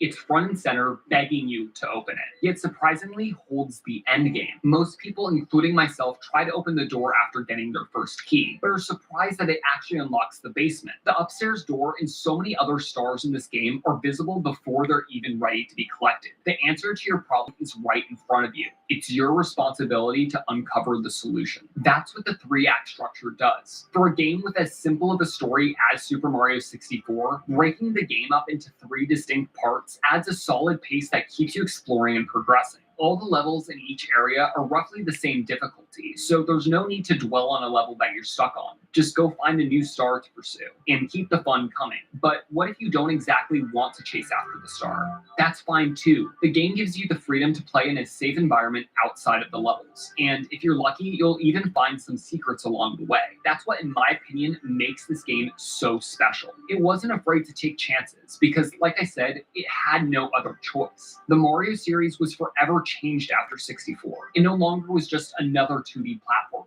Mario became a borderline adventure series. Each 3D Mario game that follows takes this theme to greater and greater heights, but it all starts with 64. The secrets within these walls hold decades of stories and memories. It's up to you to discover them.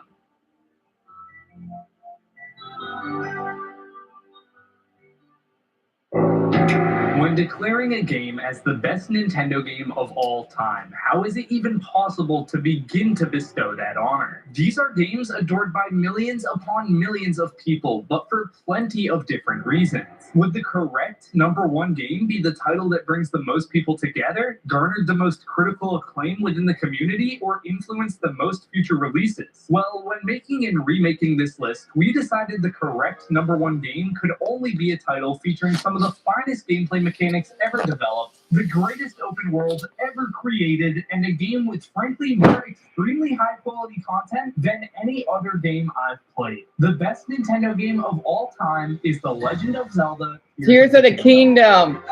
Why didn't I see this coming? I don't know why I said Jamboree for. I need to play this game. Tears of the Kingdom, huh? I could absolutely see that. Tears of the Kingdom. Yep. Who knew? Well, I should have known. Maybe it's because I'm not much of a Zelda fan. That's probably why I keep thinking about Mario for some reason. I'm already expecting a vocal minority to start commenting about how absurd it is that we gave the #1 spot on this list to a glorified DLC. And while I'm sure any game that we'd place atop such a monumental list would garner a share of controversial comments, I can't lie and say that these inevitable remarks won't bother me. I simply do not understand how any living, breathing creature who happens to be the same species as me could even begin to experience this game and write it off as a potential update to Breath of the Wild. The primitive Sheikah Slate runes have been completely changed, which affects every minute of gameplay here. Of course, abilities such as Ascend act as newfound quality of life changes, but I wouldn't even be able to begin to do this game justice without talking about the single most impressive mechanic Nintendo has ever produced. Using Ultra Hand in Tears of the Kingdom is a cathartic experience, unlike one I've ever had in my nearly 2 decades of playing video games. I've played so many open world games, but have never been able to interact with said open worlds to this degree of freedom. Even games with extreme emphasis on creativity like Minecraft have their limitations, such as the block-based system that makes their open worlds feel restrictive in comparison to Tears of the Kingdom's Hyrule. In Cyberpunk, I can drive into a tree. In Minecraft, I can cut down a tree. In Tears of the Kingdom, I can cut down and then drive with a tree. What? Completely earned. Obviously, I kid, but the Ultra Hand ability genuinely does feel like after 40 plus years of making games and trying to empower players to creatively engage with their games in uniquely personal ways, Nintendo has finally taken that idea to its logical extreme. Every single problem you encounter. Oh, he has to eat dinner. No problem. Yeah, same here, Dumbbell. I don't know what Ultra Hand is. Yeah, the game is amazing. I don't know what's the score though. It's up there. Probably like a 97% out of 100. encounter in this game maybe. in hundreds of ways thanks to this ability. River needs to be crossed, make a boat, make a hover bike, make a human catapult, Are you or make a really serious? long bridge. Player expression has never been so emphasized, and for Ultrahand to just work this fluidly is just a technical marvel. Every single item or object in this game can just be glued together, whether they're as simple as a rock or one of the Zonai devices that can take your invention to new heights, or just help you commit genocide. You could throw the most insane invention together, and while it might not work the way you intended, it'll do what it's supposed to do. And considering all the dumb stuff I tried making That's in my awesome. first playthrough, I can't help but just applaud the work that went into making this game's unfathomably polished engine. What the hell was that? Next, let's talk about Fuse, which completely overhauls Link. Okay, I like the text it's using. Applaud the work that went into making this game's Yeah, I know. You mean both, Dumbbell. What the hell was that? Next, let's talk about Fuse, which completely overhauls Link's combat in this game. The ability to combine items into new weapons is not only inherently fun, but remedies one of the biggest flaws with every open world game: items not being important to the player. Find a cool gem? Sure, you could just sell it for some cash, but that could also make the dope sword you just found set enemies on fire. Are you This additional layer serious? of player agency adds so much depth to the combat, as you're constantly reacting to Link's situation with new inventive solutions. That's You're at amazing. the heart, yeah, just glue your spear to your other spear. Use an eyeball to an arrow to make it hone in. Get up close and put a smoke bomb on your shield to disappear, or just put an actual bomb on your shield, curve stomp it, and send yourself and an enemy flying. These two abilities alone, I kid you not, make Breath of the Wild feel like a tech demo in comparison. I'll say that again. Fuse and Ultra Hand alone give Tears of the Kingdom such unfathomable new depth and so many new possibilities that it makes Breath of the Wild Game of the Year, common consensus, one of the greatest games ever made. We just ranked it 4 on this list. Breath of the Wild feel like a tech demo. These new mechanics aren't just plopped in, though. They're placed in the greatest open world ever in a video game. Oh, that's Tears of the beautiful. Kingdom uses Breath of the Wild's Hyrule as a base, and many people seem to point to this as where Tears of the Kingdom falters. Defenders are quick to point out Oh the my Sky Islands and goodness. depths as reasons that Hyrule has been sufficiently expanded upon, and don't worry, we'll talk about those soon enough. But hot take incoming, Tears of the Kingdom's Hyrule itself has enough changes on its own that it doesn't even need those new additions to justify its existence. Did everyone just forget about the nearly 150 new caves added across the map? That's a Some of lot. these caves expanded to massive cavernous mazes, featuring hordes of enemies to fight and treasures. Elder to find. Ring? I heard of Elder Hundreds Ring. and probably thousands of alterations across Hyrule, from new and reworked towns, massive dungeons, new enemy encampments, points of interest, and more. And So Dumbo, it's my pleasure to share. Even though it sucks that I think you and Daryl were here most of the time. It just means a lot, you know, did have a little of a fuse just because of all the pressure. And I know people like to just watch me like a hawk just so that they can speak another meltdown or something. Maybe I'm just thinking too much, but I don't know. It reminds you of another game? this with Link's vastly different and improved abilities, and it doesn't even feel like you're exploring the same world. Supplementing the main overworld of Hyrule, you're awaited by the Sky Islands in depth. While only a handful of Sky Islands include open areas for you to explore, they all feature either bite-sized puzzles, boss fights, movement tests, or more, which provide players with incredibly important, quick, optional content that still feels rewarding to complete. Jumping down to the depths is a whole different Oh, yeah, I story. know. This dark and gloomy underworld I wonder where he went. is the entirety of Hyrule. I and feel it's just bad so easy for not to including walk him. down here for hours. The dimly lit environment, paired with the permanent erasure of your hearts, makes sure that even those players with a complete mastery of this game's core mechanics still have a unique and challenging gameplay experience awaiting them. Finding the Ritos Dungeon boss rematch down here remains one of the most terrifying yet enthralling gameplay experiences I've ever encountered. And I genuinely don't know if any game will be able to recapture such an intense feeling of pure fright and awe for seeing a boss that I have already defeated. Okay, so you have these 3 massive open world areas, the best I've ever played in, all built on top of one of the most robust yet polished engines I've ever played with, somehow running on a mobile chipset that was already dated by the console's released in 2017, with no loading screens or slowdowns when traveling between these massive landscapes. I'm sorry to keep harping on the technical aspect of Tears of the Kingdom, as admittedly that's not really important to what makes this game so special, but what the hell black magic did Nintendo cook up to make this game? This simply shouldn't. I don't know how it's possible.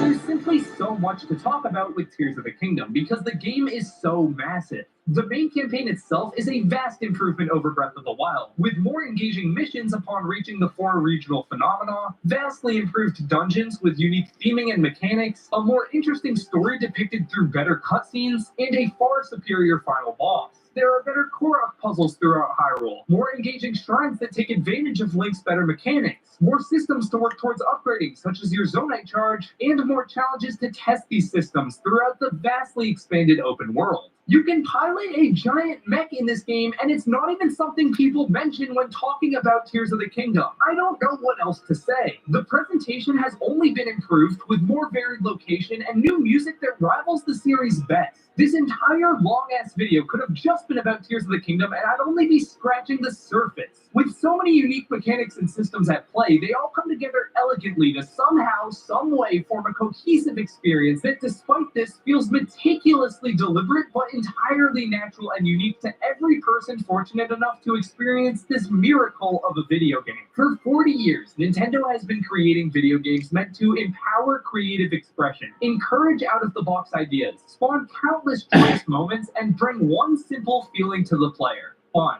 Tears of the Kingdom does all of this and then some. Is it perfect? No game is. In fact, there are probably games on this list with less flaws, but no game is as wondrous, as wholeheartedly ambitious, as profoundly massive yet meticulously minute, and just as fun as Tears of the Kingdom. This is a culmination of every game Nintendo has ever made, and beyond a shadow of a doubt, our pick for the best Nintendo game of all time. I do have to agree with that. Well, you made it. There's so much more we want to say about probably all of these games, and we will be doing so in the comments section, but here in the video, all I want to say is thank you guys. It's my As we said pleasure. before, we have been working on this video since April. It ended up taking way longer than we thought, but that's just because we had so much fun with it. Whether or not you agree or disagree with our picks, I truly hope that you can at least understand where we're coming from, and that we were able to communicate the passion we have for each one of these games through this video. Whether you sat through this entire 4-hour epic, or just skipped to the end and commented about 2 minutes ago about how laughable it was that I said Tears of the Kingdom story is better than Breath of the Wild, yeah, I'm expecting a lot of those down below. All I have to say is thank you guys. Truly, from the bottom of my heart and the other 4 guys that work on Switched Up with me as well, this video is one of the things I'm most proud of in my life. Seeing all my friends and coworkers just repeatedly raise the bar for these mini reviews was genuinely the highlight of my last year. I cannot give a bigger shout out to Mac, Kagan, Zach, and PJ for joining me on this journey to pour out our blood, sweat, and tears into this massive project that, for me, kind of bookends the last 7 years of my life. I started this channel in 2017, the same year the Switch came out. If you asked me if I'd still be making videos in 2025, I would have laughed at you back then. But thanks to those guys I just mentioned, and thanks to you all in the comment section, I'm having more fun than ever. So think of this as not only our 250,000 subscriber special, but also the culmination of the Nintendo Switch era as we move into the era of Switch 2. Also have to give a huge shout out to members of this channel. There's like a 3-hour VOD going up for members only that's just us in a call all the way back in April, starting to create this list. The list eventually evolved beyond that, but not a ton, and it's genuinely a hilarious video. So if you're interested in watching that, joining as a member is the best way to directly support the content we do here. And with that all out of the way, I cannot believe it is finally over. Click the video right now to watch us rank every single Mario Party minigame. That was an equally absurd concept. Anyway, I'm Thomas from the Switch Stuff signing off, and thank you guys for watching for the last 7 years. That's a long time. That's a long time. It sucks he doesn't get that many views, though. He does. I like his videos a lot. I do.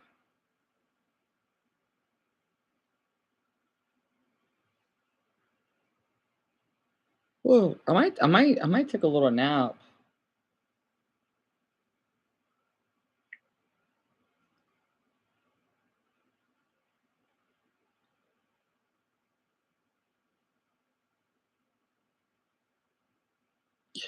Dumbo, yeah, feel free. Even if I make those off, please feel free to share with me.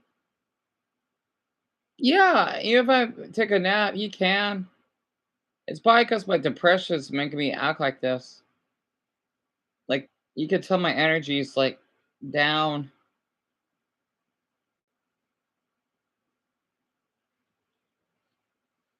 I can't believe I watched 4 hours. Well earned. He needs more views. He did an amazing. I don't think anyone could do. What the hell's. Huh? Man, this plane crash. I'm done with these damn plane crashes. I'm done of hearing them. Oh my god. That's the last thing I want to hear. Oh my god. I gotta just take a damn break. Oh my god. This is getting out of hand. It's terrible. Oh.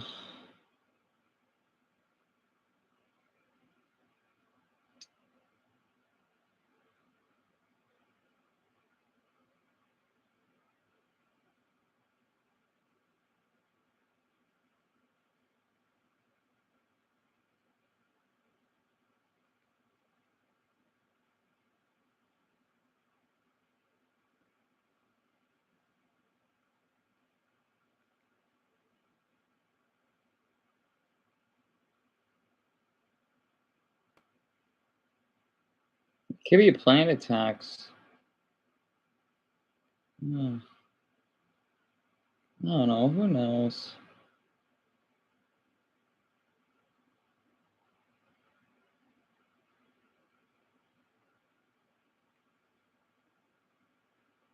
Can't say my vacation about the summer. Yeah.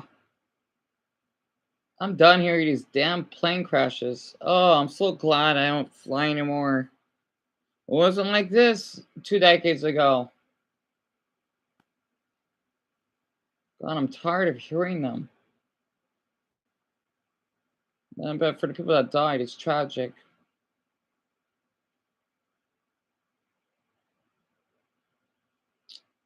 I don't think I want to watch all of this crap.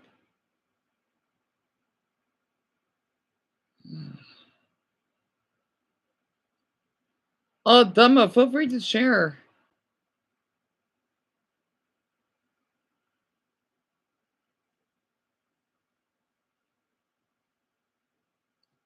What's being described as a plane crash in Northeast Philadelphia. This is doorbell camera provided by a viewer. Left of your screen, you saw the fireball come out of the sky. Again, this is being described to us as a plane crash in Northeast Philadelphia in the area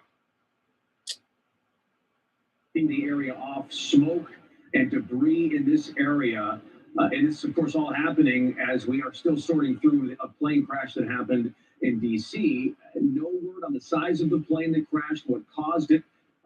We are just learning this. There's some feedback back here. Okay, now we have Steve. Steve, if you can hear me, what can you tell us? Jason, I was just warned. I'm fairly close. I was nearby. This happened at 6 o'clock. I got it confirmed by 6:13 and 6:14. And then a top command in the department told me his house shook.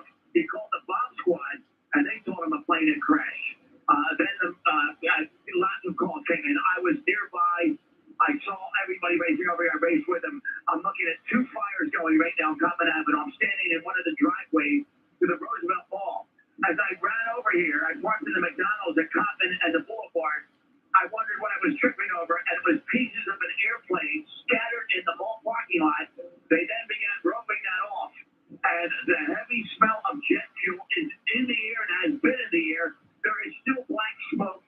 The fires are not under control, and then an officer told me to take cover behind the police and fire vehicle up there because there's a gas line nearby. Another commander told me cars were on fire. This was in rush hour. I know it because I was just on Common Avenue seconds before this, approaching the Boulevard. And when this plane crashed, so it was wall-to-wall cars approaching Common and the Boulevard, so people were stopped in traffic. It does look kind of like a missile, though. There's no way a plane can fall that quick. Multiple fires, and the fires are not right next to each other. They're a good 100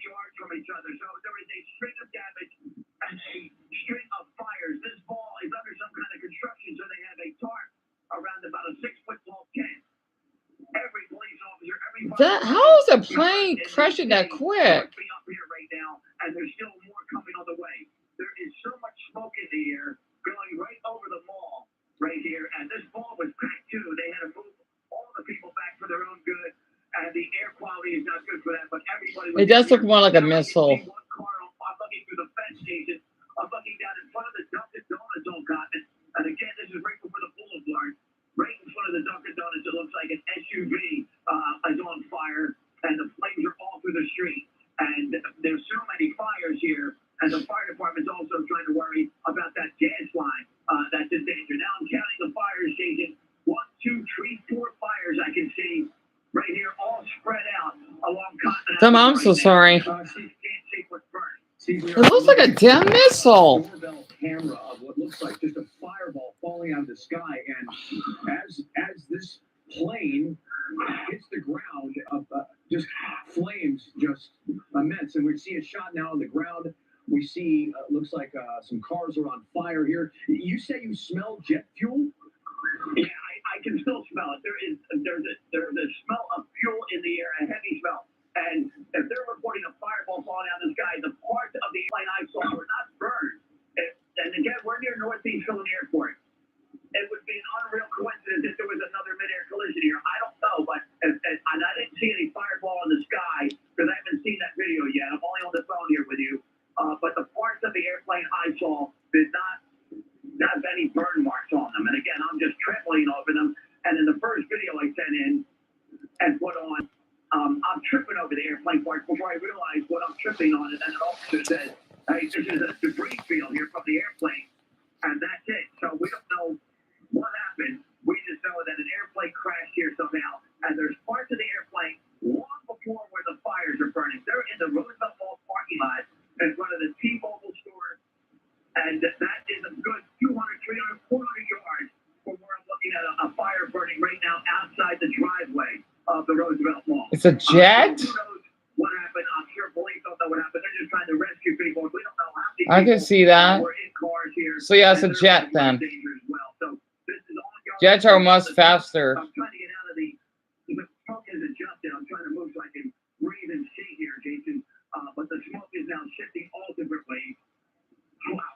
It sounds like the debris field is at least a couple of blocks wide. And as you said, it would be, you got the Northeast Philly Airport not too far away. How far is the Northeast Philly Airport from you, from where you're standing? One other thing, Jason, I'm hearing minor explosions now. When I got here, I was hearing explosions. I don't know if they were gas tanks or car tires that blow up when they're burning on fire as well. The Northeast Philly Airport is very close to here. In fact, when you're up here at Cotton and the Boulevard, you'll see the planes coming and going, and that is a very busy airport. Smaller jets, but jets and helicopters and everything is flying out of the Northeast Philly Airport. So it's not like one of those Jersey Shore airports where you see a plane every now and then. That is a busy airport here in Northeast Philadelphia, as the roads are busy. It could be a jet. As well as I fly a lot growing up. There's no way a plane would be like, there'd be a ton of smoke in the sky. I know that for a fact. I gotta stop watching these. This is gonna hurt my damn brain. I know it's good to be aware, but man, it's like drinking alcohol. You can't consume too much because you'll get sick. Yeah, I don't know.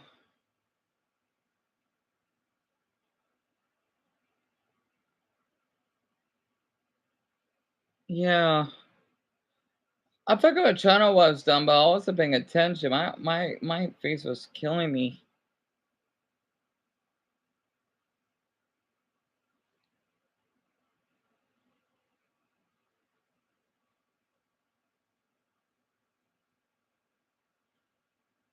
Yeah, in DC, I may put the laptop down and just like, oh, cupcake. I feel awful to hear that.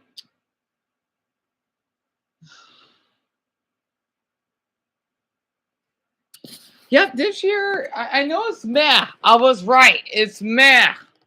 That's why all of this is happening so damn early. I'm going to put this down and rest my head.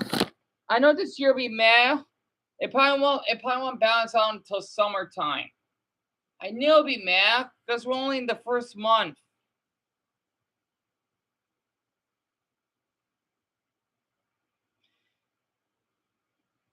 Cupcake, I don't blame you. Especially with the money that you have. It just sucks that you can't buy like an apartment or rent. You know, your parents are really giving you a difficult time.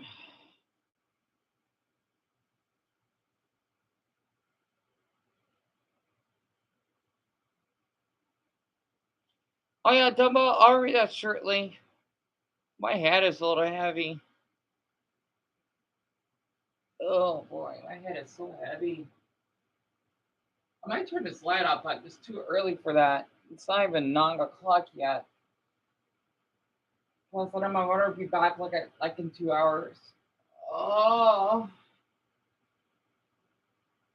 Oakland, Baltimore, Detroit, Memphis, Camden. These cities should be on the list. Houston, Detroit, St. Louis. Yep, I'm not surprised. Of course, these are obvious. Think about moving, but afraid of becoming a crime statistic? If you said yes, keep watching. There are thousands of cities and neighborhoods to move to in the United States. About 70% of them would probably be a good option for most of us. But that 30% is where it gets crazy. There are cities in the US with neighborhoods that are so dangerous, they have more shootings than a Rambo double feature. In this video, we're looking at the most dangerous big cities in the US and their worst neighborhoods. If you like this video, let me know in the comment section if you want to see the medium city version. Got it? Get it? Good. Let's take a look. Number 10, Houston, Texas. Everything's bigger, including the crime rate. Houston, where the heat is unbearable, the traffic is soul-crushing, and the crime is relentless. It's like someone took all the worst parts of Florida and California and mashed them together under the oppressive Texas sun. Car theft and robberies are so common that it's basically assumed your vehicle will be stripped of parts at some point. Houston's criminals are very efficient. Armed robberies, yeah, they happen at gas stations, restaurants, and sometimes while you're sitting at a red light. That's not even a joke. That happens on a regular basis. I wouldn't say regular basis, but it's happened more than a few times. Then, of course, there's the flooding. Oh, you thought crime was your biggest concern. Nope. Houston floods so often that you think the city was built on top of Poseidon's personal grudge. Every time it rains, the entire highway disappears and people are out kayaking in the streets like it's a fun little summer camp they're at. Between crime and natural disasters and unbearable humidity, Houston is basically a survival challenge disguised as a city. The worst neighborhood in Houston, Texas is Sunnyside. Now, I'm going to give you the correct name of these neighborhoods. Locals might have a different name, but I'm using the correct name in case you want to look it up on the map or something like that. As an example, I always thought I grew up in West Torrance, but then when I looked at the map and realized what the city called my neighborhood growing up, it's called Southwood. That explanation will not stop people from leaving comments in the comment section. The violent crime rate in Sunnyside is 189% above the national average. That's high. Liberty Mutual customized my car insurance, So I saved hundreds. Yeah. But the money I saved, I get a wax figure myself.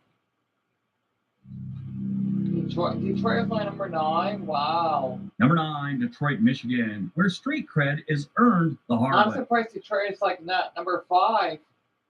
Detroit, the Motor City, home of American muscle cars, abandoned buildings, and an overwhelming sense of nostalgia for better days. The city's crime rate is legendary, making it one of the most statistically dangerous places in America. If you ever want to test out your fight or flight instincts, just take a wrong turn outside of downtown after sunset. Spoiler alert, you're going to need both flight and fight. Let's not ignore the abandoned buildings, which are perfect for urban explorers and horror movie sets. Detroit is basically a giant post-apocalyptic amusement park. Instead of zombies, it's filled with copper thieves and stray dogs that will attack you. And the infrastructure, let's just say potholes are so deep, they might actually qualify as an emergency escape tunnel in case of a disaster. But the real kicker, the weather. Detroit's winters make you question if you are actually living in a simulator that is designed for suffering. And the summers are just hot enough to make you forget how miserable the cold was. It's a city where you can get frostbite in February and heat stroke in July while dodging carjackings and wondering if your Uber driver is actually scamming you. The most dangerous neighborhood in Detroit is Belmont. The crime rate in Belmont is there's like 14,000 crimes for every 100,000 residents. That's each year. you have a 1 in 8 chance of becoming a victim of any type of crime there. And of course, the place is covered in gang activities. The violent crime rate in Belmont is 664% above the national average. Oh. Now, one thing I will say, and I always say this about Detroit, their downtown area has turned it around. It's not perfect, but compared to what it was, let's say 4 or 5 years ago, it is doing outstanding. They need to get an award for that. St. Louis, you mean East St. Louis. Number 8, St. Louis, Missouri, the city that can't catch a break. St. Louis, home to the Gateway Arch. With a crime rate so high, the city should come with a waiver form before entering. The locals have mastered the art of giving you that look when you say that you're only visiting. It's a mix of pity and confusion, like they're wondering if you lost a bet. The city consistently ranks among the most dangerous places in the country, with sky-high rates of violent crime. The phrase wrong place, wrong time applies to most locations after dark, and even some during the daylight. Local news reads like a crime novel, except the plot twists are very predictable. Something got stolen, someone got shot, and the mayor is still pretending to be shocked. And let's not forget the road system, which seems to have been designed as a cruel joke. Between construction zones that never end and highways that seem to lead straight into nowhere, you'll have plenty of time in traffic to listen to an audio book about true crime. If the criminals don't get you, the road rage will. They got a serious problem with that there. The most dangerous neighborhood is Wells Goodfellow. And when I say dangerous, I'm going by statistics, okay? So don't tell me, oh no, this neighborhood's much more dangerous. Well, then have them fix the stats. Wells Goodfellow's violent crime rate is 680% above the national average. That's 96% higher than the rest of St. Louis. Wow. Number 7, Baltimore, Maryland, where even the crabs are aggressive. Baltimore has a very interesting nickname. They call it Bodymore. And some people call it the entire thing, you know, Baltimore, Maryland, they call it Bodymore Murderland. The city has everything: historic landmarks, a beautiful waterfront, and enough crime to keep at least 3 different true crime podcasts in business. The Inner Harbor might look nice, but you stray too far and suddenly you're starring in your own survival horror movie. The city is infamous for its violent crime rate, and the police department seems to have adopted the best of luck approach to law enforcement. Carjackings and robberies and shootings are just another part of daily life. Then, of course, you have a public transit system which has its own set of dangers. If you need to use it, you're kind of gambling with your life. It's like you flip a coin and see what works out. Will I make it home tonight or no? Worst neighborhood statistically in Baltimore is Middle East. It's the most dangerous neighborhood they got in one of the most dangerous cities in the United States. Luckily for the Middle East neighborhood, they're located near Johns Hopkins Medical Center, one of the best medical centers in the United States. They're probably really good because they get a lot of practice. The violent crime rate in Middle East is 445% above the national average. Hi, this is Patayo, and the little thing I love about the Chick-fil-A Grilled Spicy Deluxe Sandwich is that first bite. I really like them. Number 6, New Orleans. Party hard, but keep your wallet close. New Orleans is a city that runs on music, booze, and crime statistics. The French Quarter may look like a charming photo op, but in reality, it's a pickpocket's paradise and a haven for street hustlers with PhDs in deception. You haven't truly experienced New Orleans until you've been scammed at least twice before breakfast. The city's violent crime rate is enough to make even the most seasoned criminal rethink where they should be working. Murders, carjackings, and armed robberies are so frequent, they practically have a schedule. If you think the police will help you, think again. They're understaffed, underpaid, overwhelmed, and probably dealing with things much worse than your missing purse. Then there's hurricane season, which transformed the city into a water park that nobody asked for. Every summer, residents play a fun little game called, Is This Storm Finally Going to Take Us All Out? And when the floods hit, it gets even uglier. Easily one of the most devastating hurricanes ever. Hurricane Katrina hit New Orleans years ago, and to a degree, they haven't fully recovered yet. Hurricane Katrina did a lot of damage throughout the Gulf Coast, but New Orleans took it head on, and it was... I can barely read the message, but down below, this is the top 10 most dangerous places to live in the U.S. Sorry for not interacting. I'm just trying to rest my head. Devastating. You're too young to remember that. It was back in 2005, in late August. Yeah, I heard about Hurricane Katrina. Of course I have. I was old enough. Throughout the Gulf Coast, but New Orleans took it head on, and it was devastating. You're too young to remember that. It was back in 2005 in late August. Yeah, it was brutal. The most dangerous neighborhood in New Orleans is Treme, or Treme. It depends on how old you are, I guess. This neighborhood is known for its history with jazz clubs, great music, and historic homes. It's also home to Louis Armstrong Park, the place where jazz music was pretty much invented. The violent crime rate in Treme is 821% above the national average. That's nuts. Number 5, Memphis, Tennessee, where the blues ain't just a music genre. Home of Elvis, barbecue, and enough crime to keep the city's emergency services in a constant state of exhaustion. Tourists come here expecting a charming southern experience, but what they get is an involuntary self-defense course. Sure, Beale Street is great for live music and overpriced drinks, but step one block too far and suddenly you're on an episode of Cops. Car theft, check. Armed robbery, check. Random acts of violence, triple check. Memphis consistently ranks in the top for violent crimes. The police have kind of shrugged their shoulders and said, it's just part of the culture here. The solutions? Locals recommend you mind your business, move fast, and don't look lost. Now, this is strange because most downtowns in the United States, they kind of fix them up. Over the last handful of years, downtowns have been the focus of a lot of cities. Make the downtown nice, and then everything else gets better. Few exceptions, Portland and Memphis. Downtown Memphis is one of the most dangerous places in the United States. Their violent crime rate is 890% above the national average.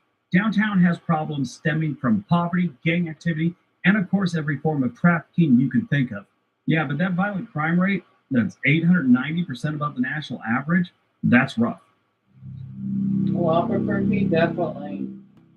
Number 4, Albuquerque, New Mexico. Breaking Bad wasn't just fiction here. Albuquerque, the city where the desert isn't the only thing trying to kill you. If you thought Breaking Bad exaggerated the crime scene here, I have some bad news for you. It was actually being genuine. Carjacking, violent crime rates, and people making illegal substances, it's very common. It might as well be listed in their tourism brochures. Auto theft is practically a rite of passage in Albuquerque. If you own a car, odds are you'll be using public transportation sooner than expected. People here don't just steal cars. They strip them for parts, and then they actually sell them back to unsuspecting owners. It's like an elaborate performance art piece, except you're the unwilling participant.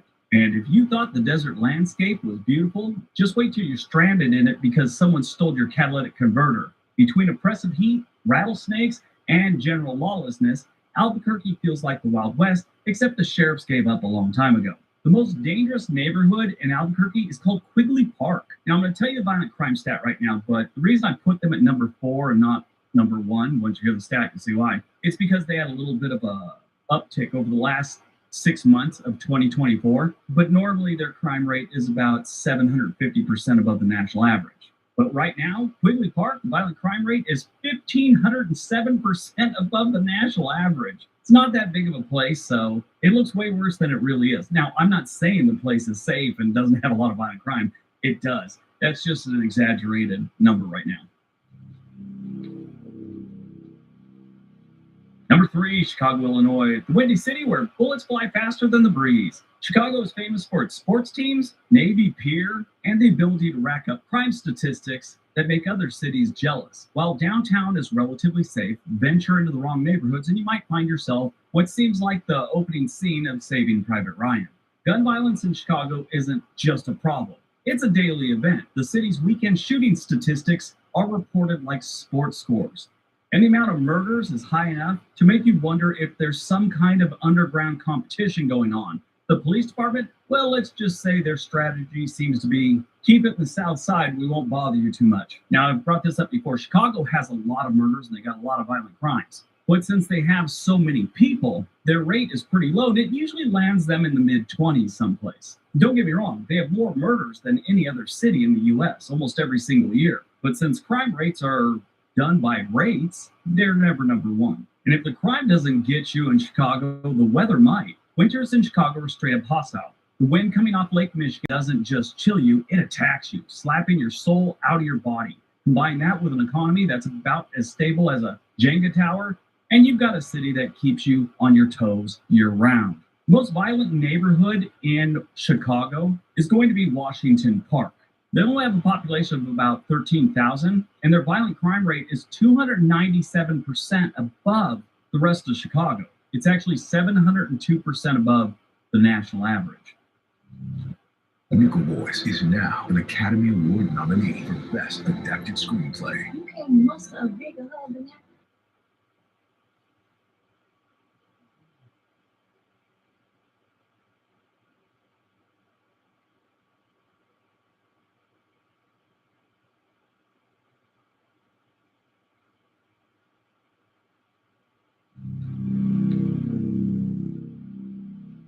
Number 2, Oakland, California. San Francisco's angry little brother. At least that's what it seems like. Oakland is what happens when a city gets tired of being overshadowed and decides to go on a full crime spree. It's right next to San Francisco, but without the tech bros and absurd housing prices. Actually, they're still pretty absurd compared to the rest of the country, but compared to San Francisco, they're downright reasonable. It is so expensive, most of the criminals can't even afford rent. You gotta come from out of town to commit crimes in Oakland. Carjackings, burglaries, and armed robberies are so common they've practically become part of the local culture. Leave your car unattended for more than 5 minutes, you won't have windows when you get back. Yes, they will break those and take whatever's in the car. And on top of that, if you ever have a delivery delivered to your house from Amazon, yeah, it's not going to be there unless you accept it from the man, and then it's still a maybe. The most dangerous neighborhood in Oakland, California is called Eastmont. This neighborhood has a long history with violent crime. It's actually 139% above Oakland's average, which lands them at 619% above the national average. All right, before we get to number 1, let me know in the comments section, have you ever been in one of these neighborhoods? Do one of you live in these neighborhoods? Let me know what your experience is in the comment section below. All right, on to number 1. And number 1, Jackson, Mississippi. The most dangerous city you never thought about. Congratulations, Jackson. You've officially won the title of America's most dangerous city.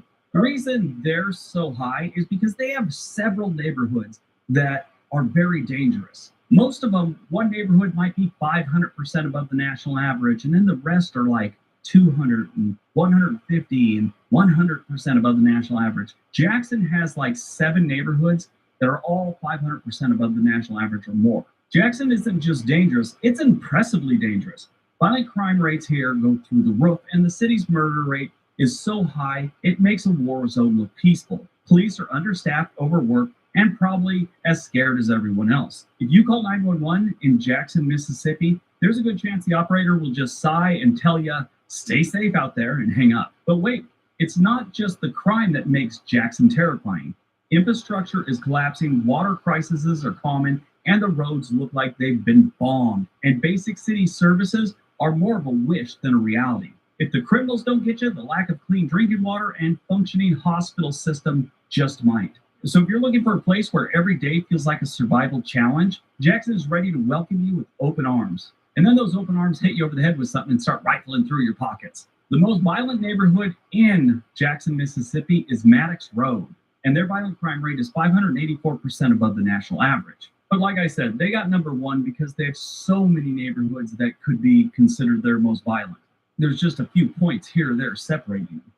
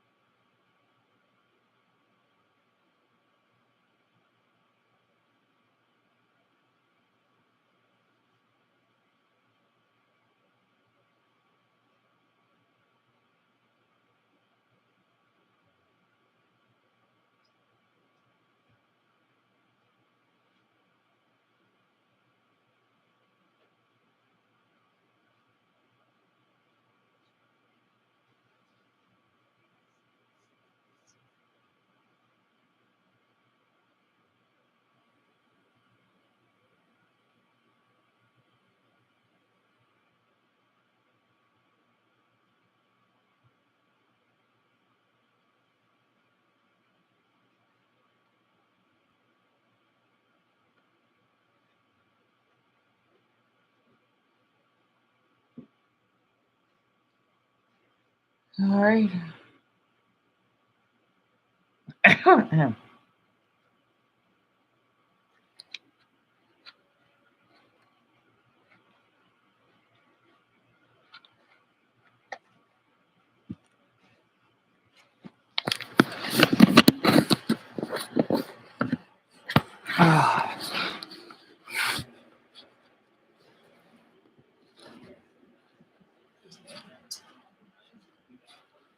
Oh, hi, Dumbo.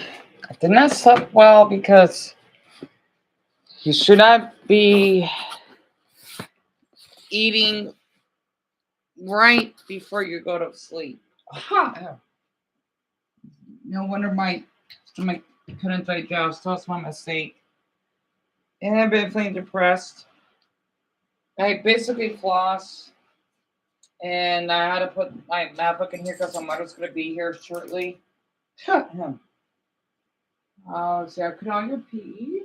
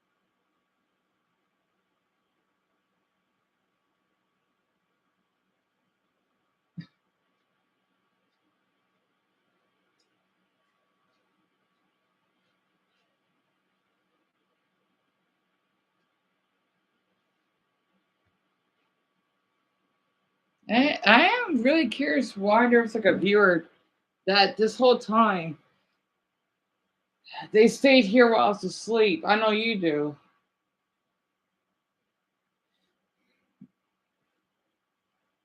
So it's been 1 year, huh? Since I was asleep.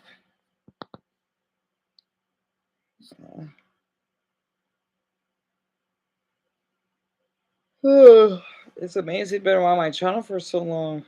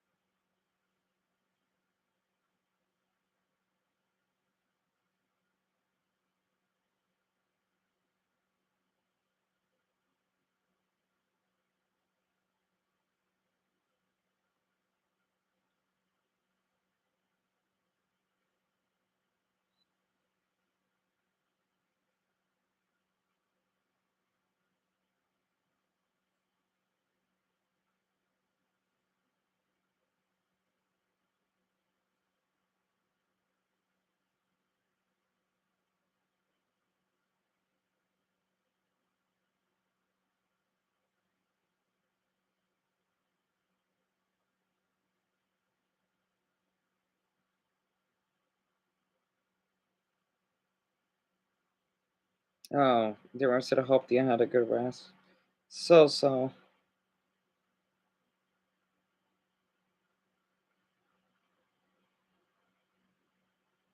Oh, Darren's grandparents live in Oakland.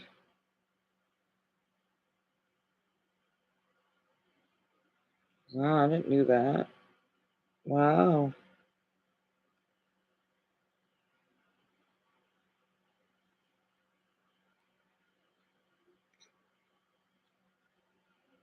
Yeah, funny he said Oakland would be on the list.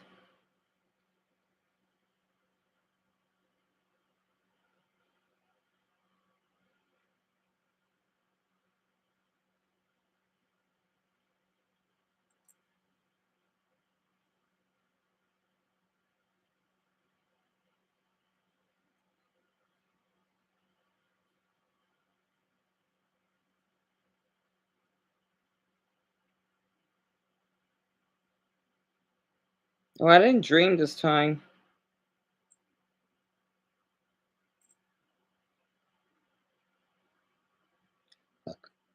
Yeah. Yeah, of course Memphis would be dangerous.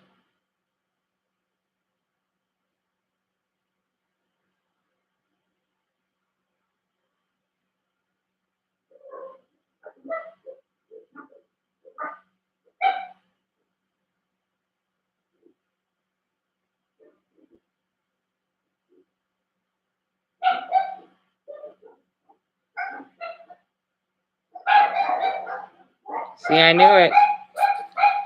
Yep, I knew my mother be around at this time.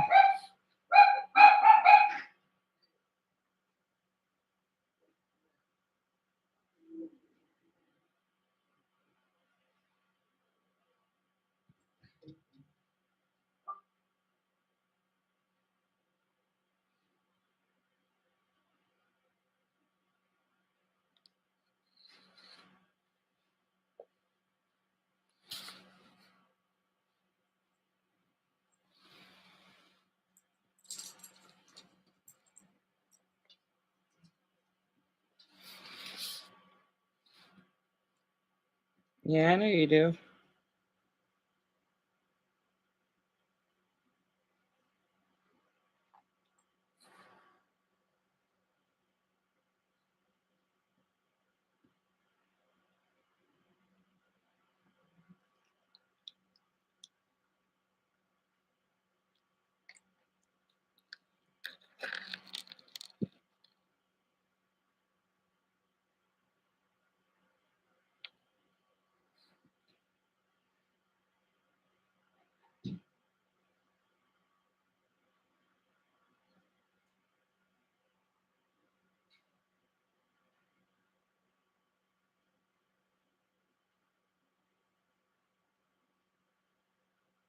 Yeah, I need to brush your teeth.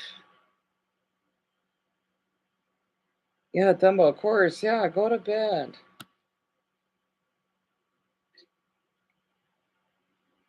Yeah, hopefully Cupcake's doing well. Pokemon Red and Welsh? Oh, that's pretty cool. Wow. I know Asmongold talk about the plane crash.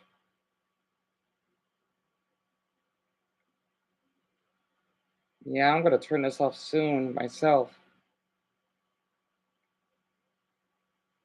I kind of see Pokemon Red and Welsh. That's pretty neat. The language? That's pretty neat. Ah, I like his sweater.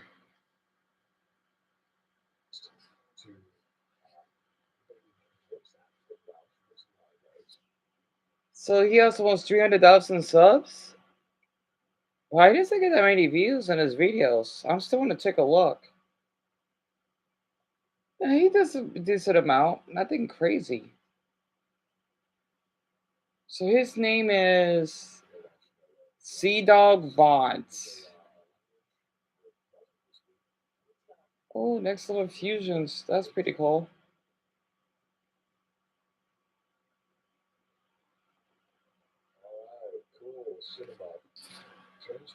Yeah, good night, Dumbo.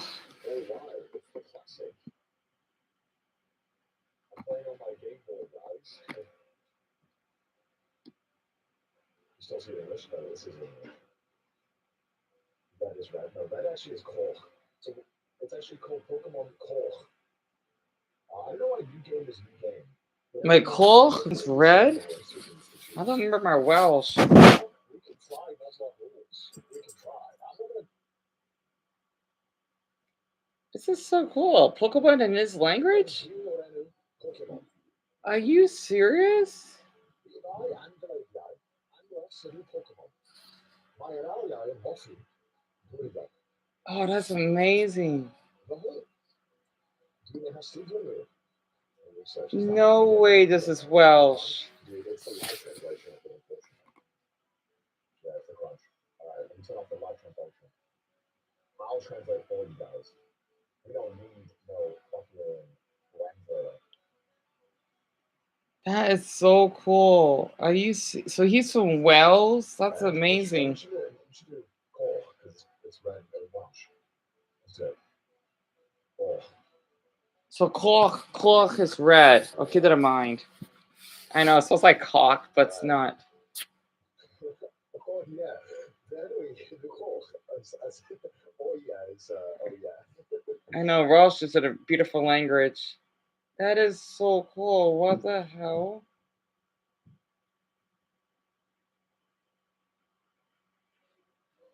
Whoa, the Pokemon have Welsh names. Los Kvass? Los Kvass for Charizard? I mean, Charmander? Okay, he likes to be in a hot place. Okay. Okay, alright, okay. Let's see your Pokemon. Time shit. Do you want this How is this translated? Klubach. Is that name? I will call Tiny it Turtle. a toy. Kragan Gistrel. What's his channel? I do like how he speaks Welsh. Okay, I don't want this one. Actually, no, I will take Squirrel. So cool, he's from Wales. And they got such a cool flag. Thank you, Emma. Emma, you speak French. I don't want to talk about made-up languages.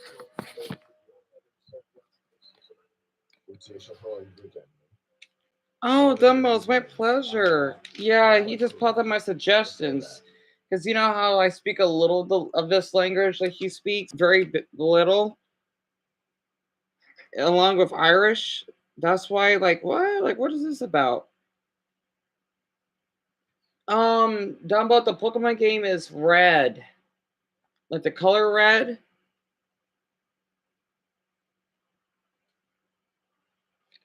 I think the reason why I'm interested because like his channel's something crazy.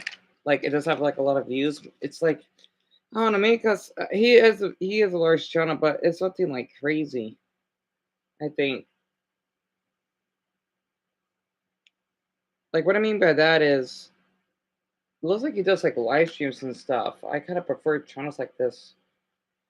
Not that does a lot of crazy editing. I'm not sure.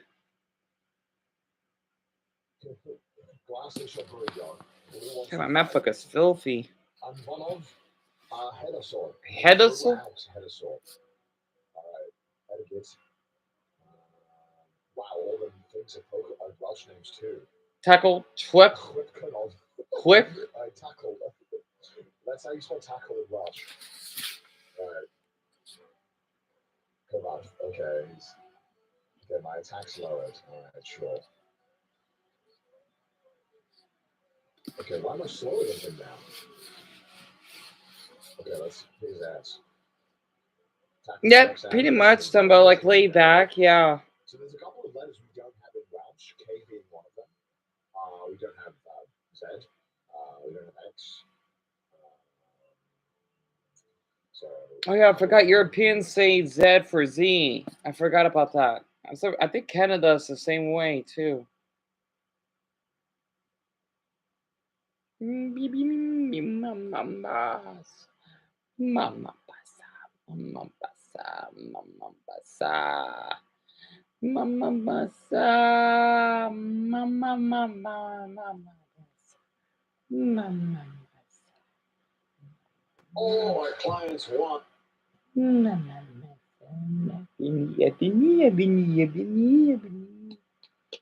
I know your mama's walking your sisters. A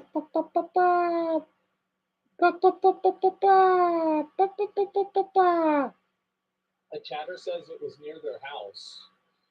That's horrible. So it was a jet that was crashed. It's 55 feet long and about 45 feet wide. This flight has 6 people on board. Oh, boy, that's terrible. So the aircraft was registered to Mexico and was in, what the hell is that? The plane had only been airborne for 45 seconds? Oh, you're kidding. And it dropped 11,000 feet per minute? It was only 1,650 feet. Oh my goodness.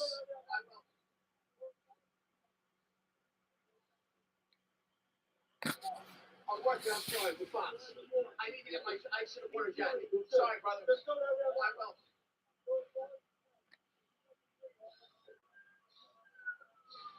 There's pieces of the plane here. We're near North Italy Airport. Oh my god. What the fuck? There are lines of place. Yeah. Could fire as far as I can see. I smoke filling the sky over the shopping plaza. Casually getting way too close to the evidence. I And if the cops All right, yeah, sleep well, dumbbell.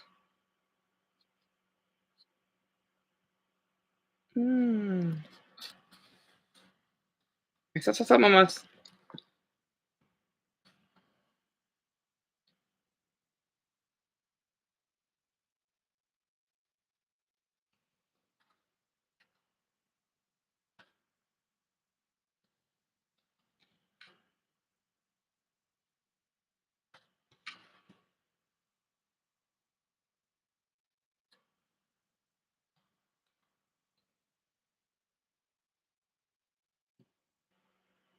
They're gonna do whatever the fuck, right? It's the way it is. It's up to them to decide.